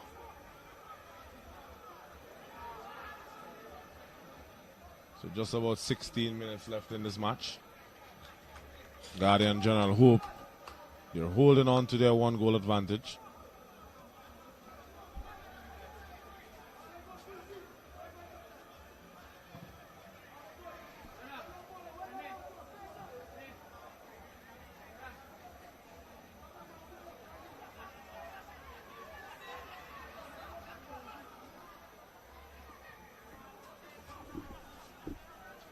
This is Bestco Pastures with their throw-in.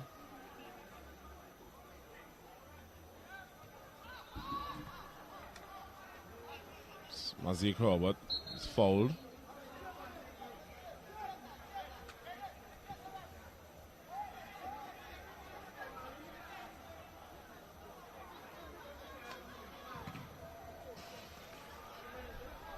So yes, we'll have more football action tomorrow. The very last bit of action before the Christmas holiday break. We have a triple header starting from 4 p.m. 4 p.m. clash would be between Lago Heights and Avenues United. That game will be followed by Sand Hill and Leyo as penalty claims are being asked there by the Bestco Pastures team. The referee is not interested. And in the final clash tomorrow night at 8, we'll have Awesome FC coming up against Jebel. So lots of football action to take in tomorrow. Right here at the Victoria Park, Premier Division football.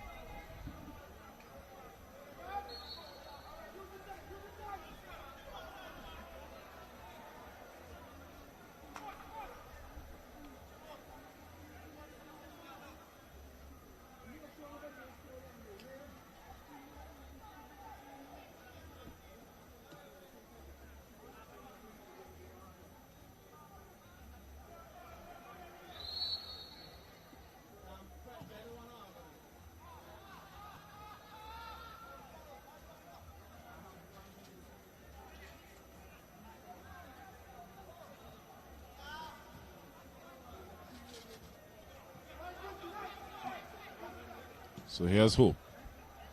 So try to release Samuel. Possession is back with Bestco Pastures.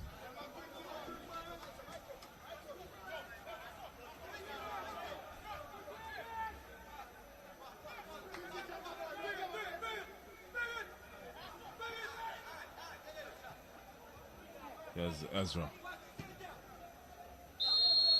It's a foul there. So free kick for Bestco.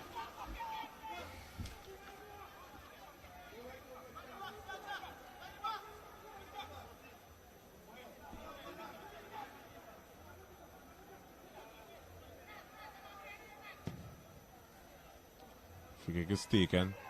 Met there by Miller. Chance now for Osman to run into. Carrington comes out. Osman gets around. This could be the second goal. Osman scores, a second half substitute. Cameron Rusty Osman with a quick break downfield. He scores. As we see his theatrics there with his goal scoring celebration. It was well played over the top.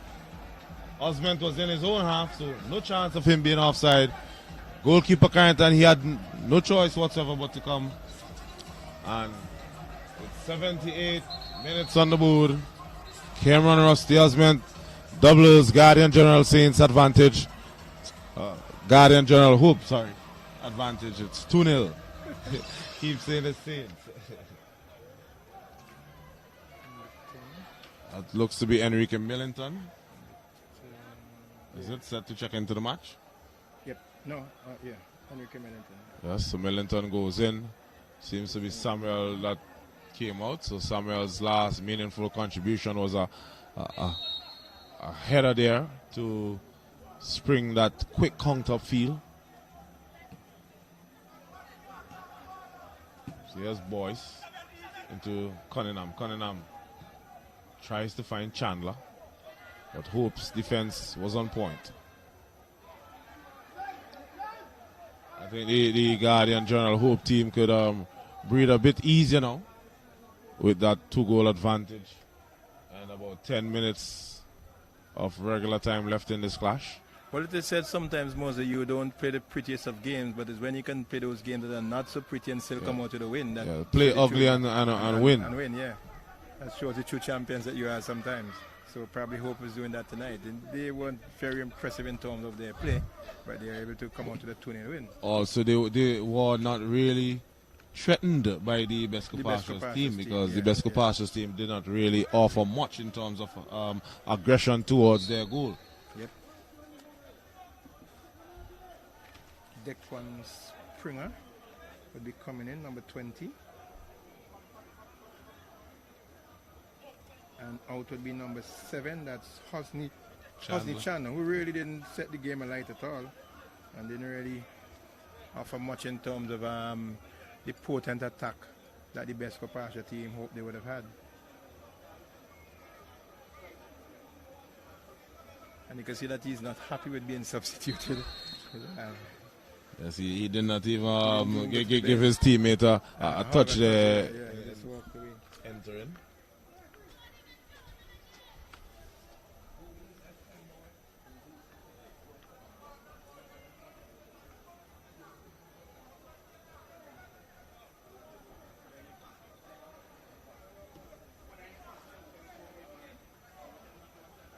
Oh, and I think he's actually walking away from the team, and the referee is ensuring that he gets back to his bench, to his substitute area.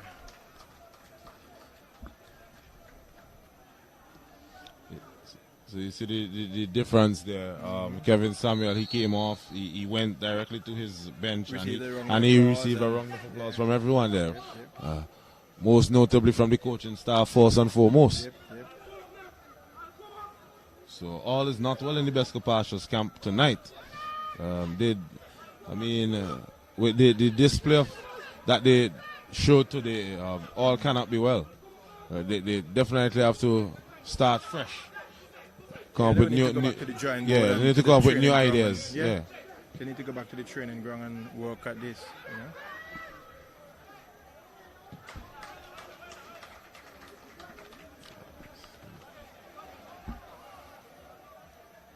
So at the moment, Hope are just bossing the possession. They're knocking the ball about, making sure that everybody gets a touch.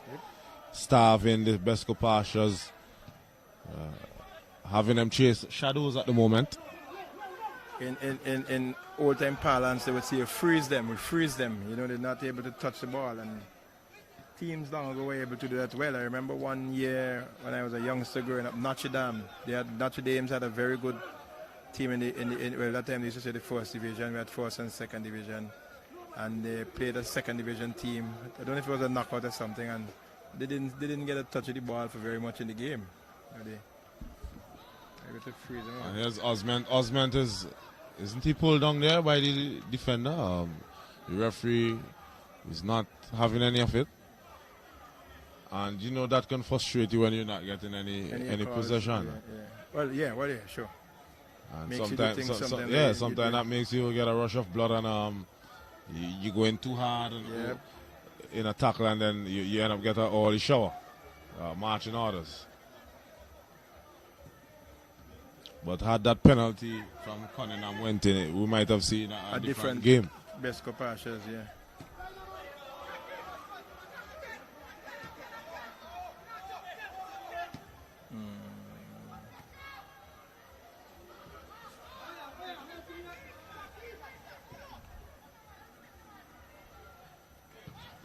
It's Carrington clears for Pastures. Springer comes all the way from his forward position to pick it up.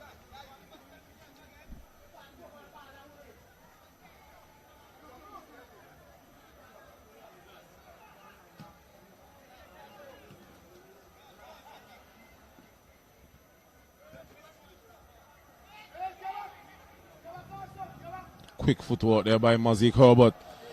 And Herbert might just be sent. Yes, is he? We just have to wait and see. The referee is reaching for his back pocket. What's that? Is it a yellow? It's a red? Red card. Yes. I mean, card for Herbert. we were just commenting about this. When you're not getting any possession, he was tugged there by Cameron Rusty Osment. And he retaliated. So somebody else is Osment is sent off also? Is it? I am not sure. It looked. Looks like the referee gave him a card. Yeah, but I'm not sure if it's the lights, but I think he has his marching orders. Yes, it looks like he has been sent off also. Yeah, he probably got 2 yellows. He is arguing, but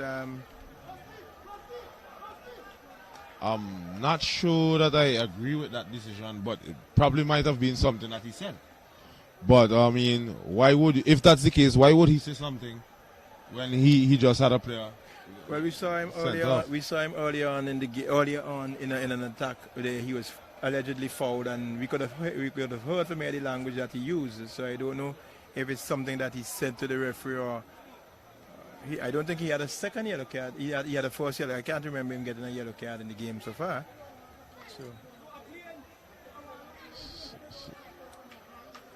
So I'm not sure. But at the moment, both sides are reduced to 10 men. Not much time left in the game. 5 minutes of regular time. They'll have a few more added on for the stoppages. And I think commentators' curse is quite evident. So we were just saying about players doing something stupid. You know, you get a rush of blood, and just as I said it, here comes Herbert. Yep. So we have the fourth official calling the referee. He probably spotted something. Or probably something was said from the bench. We just have to wait and see. Probably something was said from the bench, and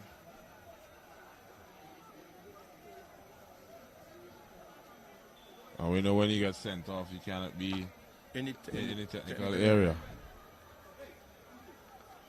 So we hear the referee calling the number 7, I think. We just have to wait and see. Number 7 would be Husband Chandler. Yes, he gets a yellow. Yeah.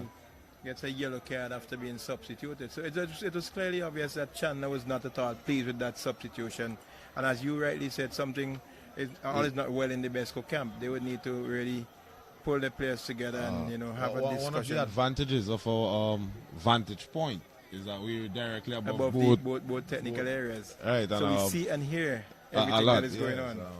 Also, I'm not going to call the name, one of the players for the BESCO Pastures team, he was just asking the coach why you sent me on this field. Yeah. And the coach was telling him, well, if you don't want to play, you come off. Yeah. So you could definitely tell that it's not smooth sailing at the moment for the BESCO Pastures. They're losing at the moment. They're playing a man shot. Well, both teams are playing a man shot.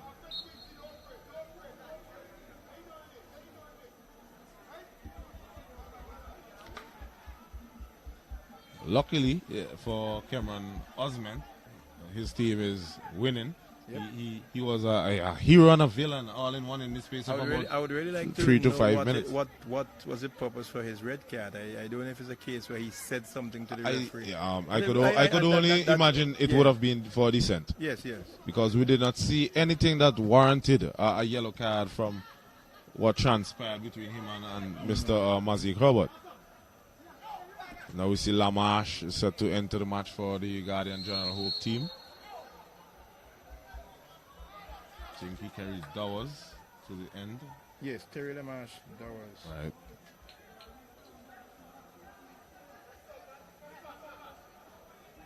So with 88 minutes, 88 and a half minutes gone in this match. Guardian General Hope winning at the moment 2-0. A goal apiece by Brad Richards and Cameron Rusty Osment.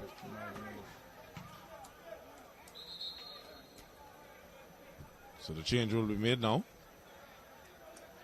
So it's Mr. Nazir McBonnet who has run himself into the ground. You can see he's relieved to be coming off. Definitely winded. Replaced there by Lamarche Dawes.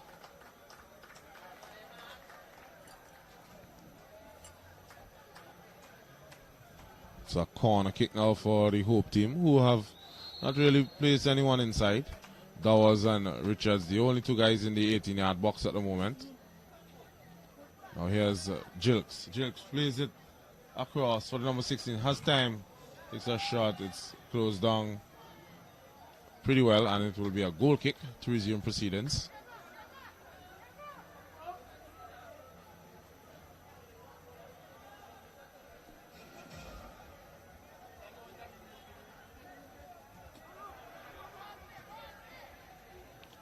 So we will see 4 minutes of additional time to be played.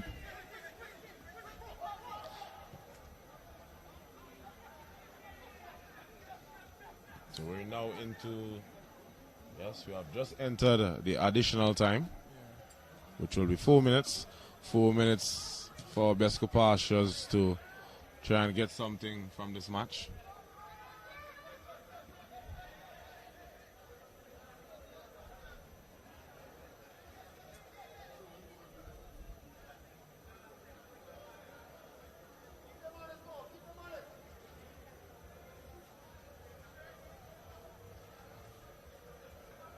So throw now by Keno Matthews. Ball is out of touch.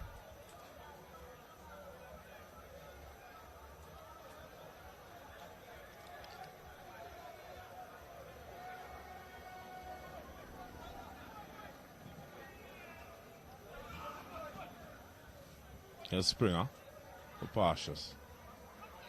Can't find his way through. Cunningham has been starved of service all day. Here's Dawes. Dawes, fresh legs.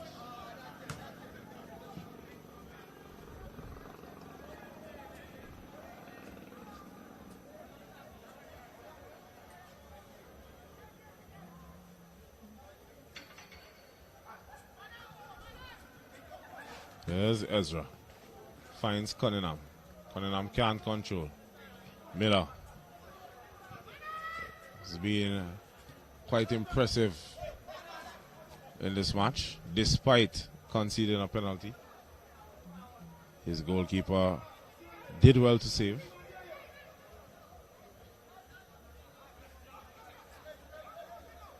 And one can only wonder what would have been had that penalty, scored. Could have been a totally different game, but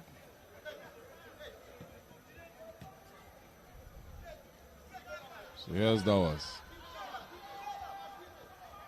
Dawes gets away from the number 22 momentarily. And it's a free kick to the BESCO Pastures team in the end.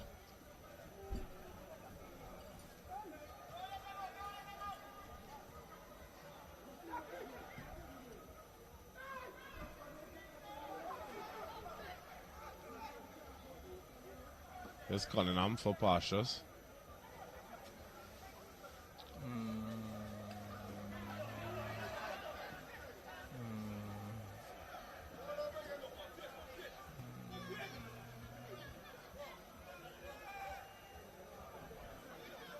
There's Jilks.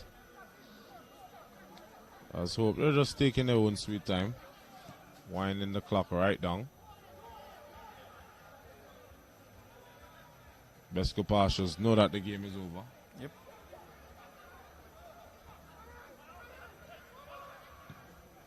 And the crowd seem to know too. See a number of persons streaming out of the gates.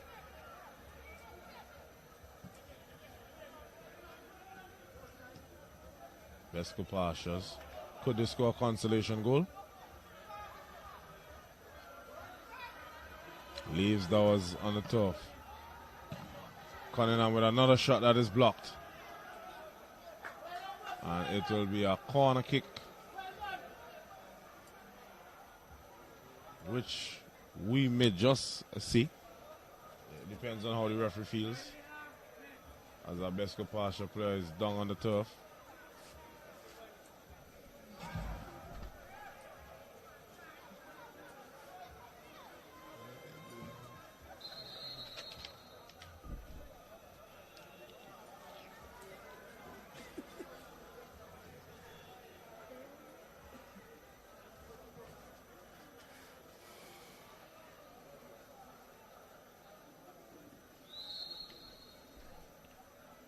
So Bestco Partials will be allowed to take this corner kick. It's in swinging. And I think that the whole players, they thought that the game was over. Yeah. No one even went up to play the ball. to try and defend Went right that across the particular face play. of goal. Anybody could have stuck in there and just get a boot onto that and put it in the back of the net.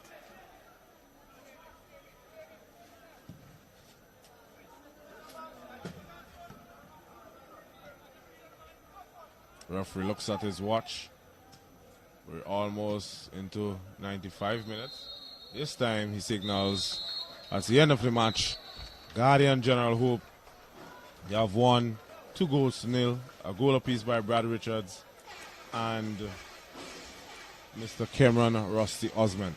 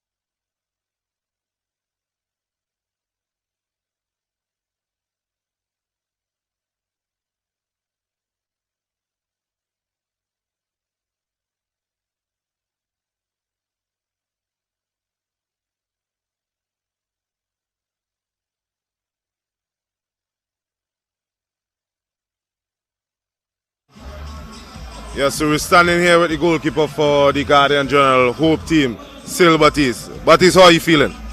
I'm feeling great, as just putting in the hard work and seeing it coming through in game time, and I'm just grateful for that. And we train as a team, so just glad for the win still. Okay, so walk us through that double save you made from the penalty kick from Shavel Cunningham. Well, tell you, it all goes on in training, and when you put in the work, result just show up in the game. Okay, have you studied Cunningham's kicks to know that he would have been going down the middle? Or did you prepare for that particular penalty? Well, last season he went right side, so I didn't think he would have go back there because I read him. And with the help of my teammates to just keep me focused and give me a little tips, and made it happen. Okay, this game was touted to be pretty much a enticing encounter, but from what I saw, it really did not live up to it. Why do you think that was so? Well, you know, sometimes as a team, we need to encourage each other some more, and once you put in the work, as I say, it can just happen game time. The best team win any day, and football is played any day. When you work for it, I guarantee you can get the results. Thank you very much, Mr. Batiste, and good luck in the upcoming games. Thanks. So we're just awaiting someone from the BESCO PASTURES team to come and have a word with us.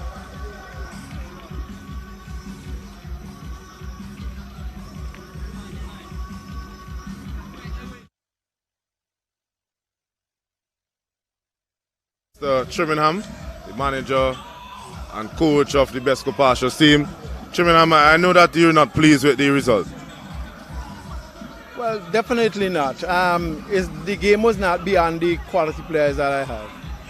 Sometimes things go wrong when you work to a plan that you have, and sometimes it's just hard luck. I mean, the tournament is early. We made some mistakes, you could correct them, but if you look back at the game, those are mistakes we should not have made at all. In the first 15 minutes of the game, we should at least have 2 goals. And anybody who watch the game will tell you, we make some blind mistake and we pay for it. That is the way football goes. Yes. What do you think that your team needs to work on from here on in to improve? We just have to go back to the thing that we were taught and what we do in practice and implement them. That is all. Basically implement what we were taught. We make some mistake out there. We were here Thursday, we were going over some scrimmage, and the opportunity present themselves here today. If you watch one of our strikers go down, he beat the defender going down the line and still going to the line. He beat the defender across the ball. That is what we were practicing here whole day yesterday. But it's just basic thing that I miss. So I'm not too fussy really. And it's all in the season to be said. Okay, are you worried about the form of Hosni Chandler at the moment? He has really not sparked in the games that I've seen him play so far. Well, definitely. A matter of fact, I sat home. The last game that we played, the game before this, I sat down home because I was unable to come to the game. And I hear the commentary from the commentators and them. And everybody know the standard and quality of Hosni. I'm really disappointed. And he's a young player. If he continue not wanting to obey instructions and not play to the plan that we give, it would not do good for him at all. Well, thank you so much, Mr. Trimingham, and all the best in the upcoming games. Yeah, man. Thanks. Yeah, so we just heard from Mr. Trimingham and also the goalkeeper for the Guardian General Hope International team, Mr. Sil Batiste. So that's it from tonight here at the Victoria Park in Premier Division Football. We'll have a triple header tomorrow right here with more Premier Football.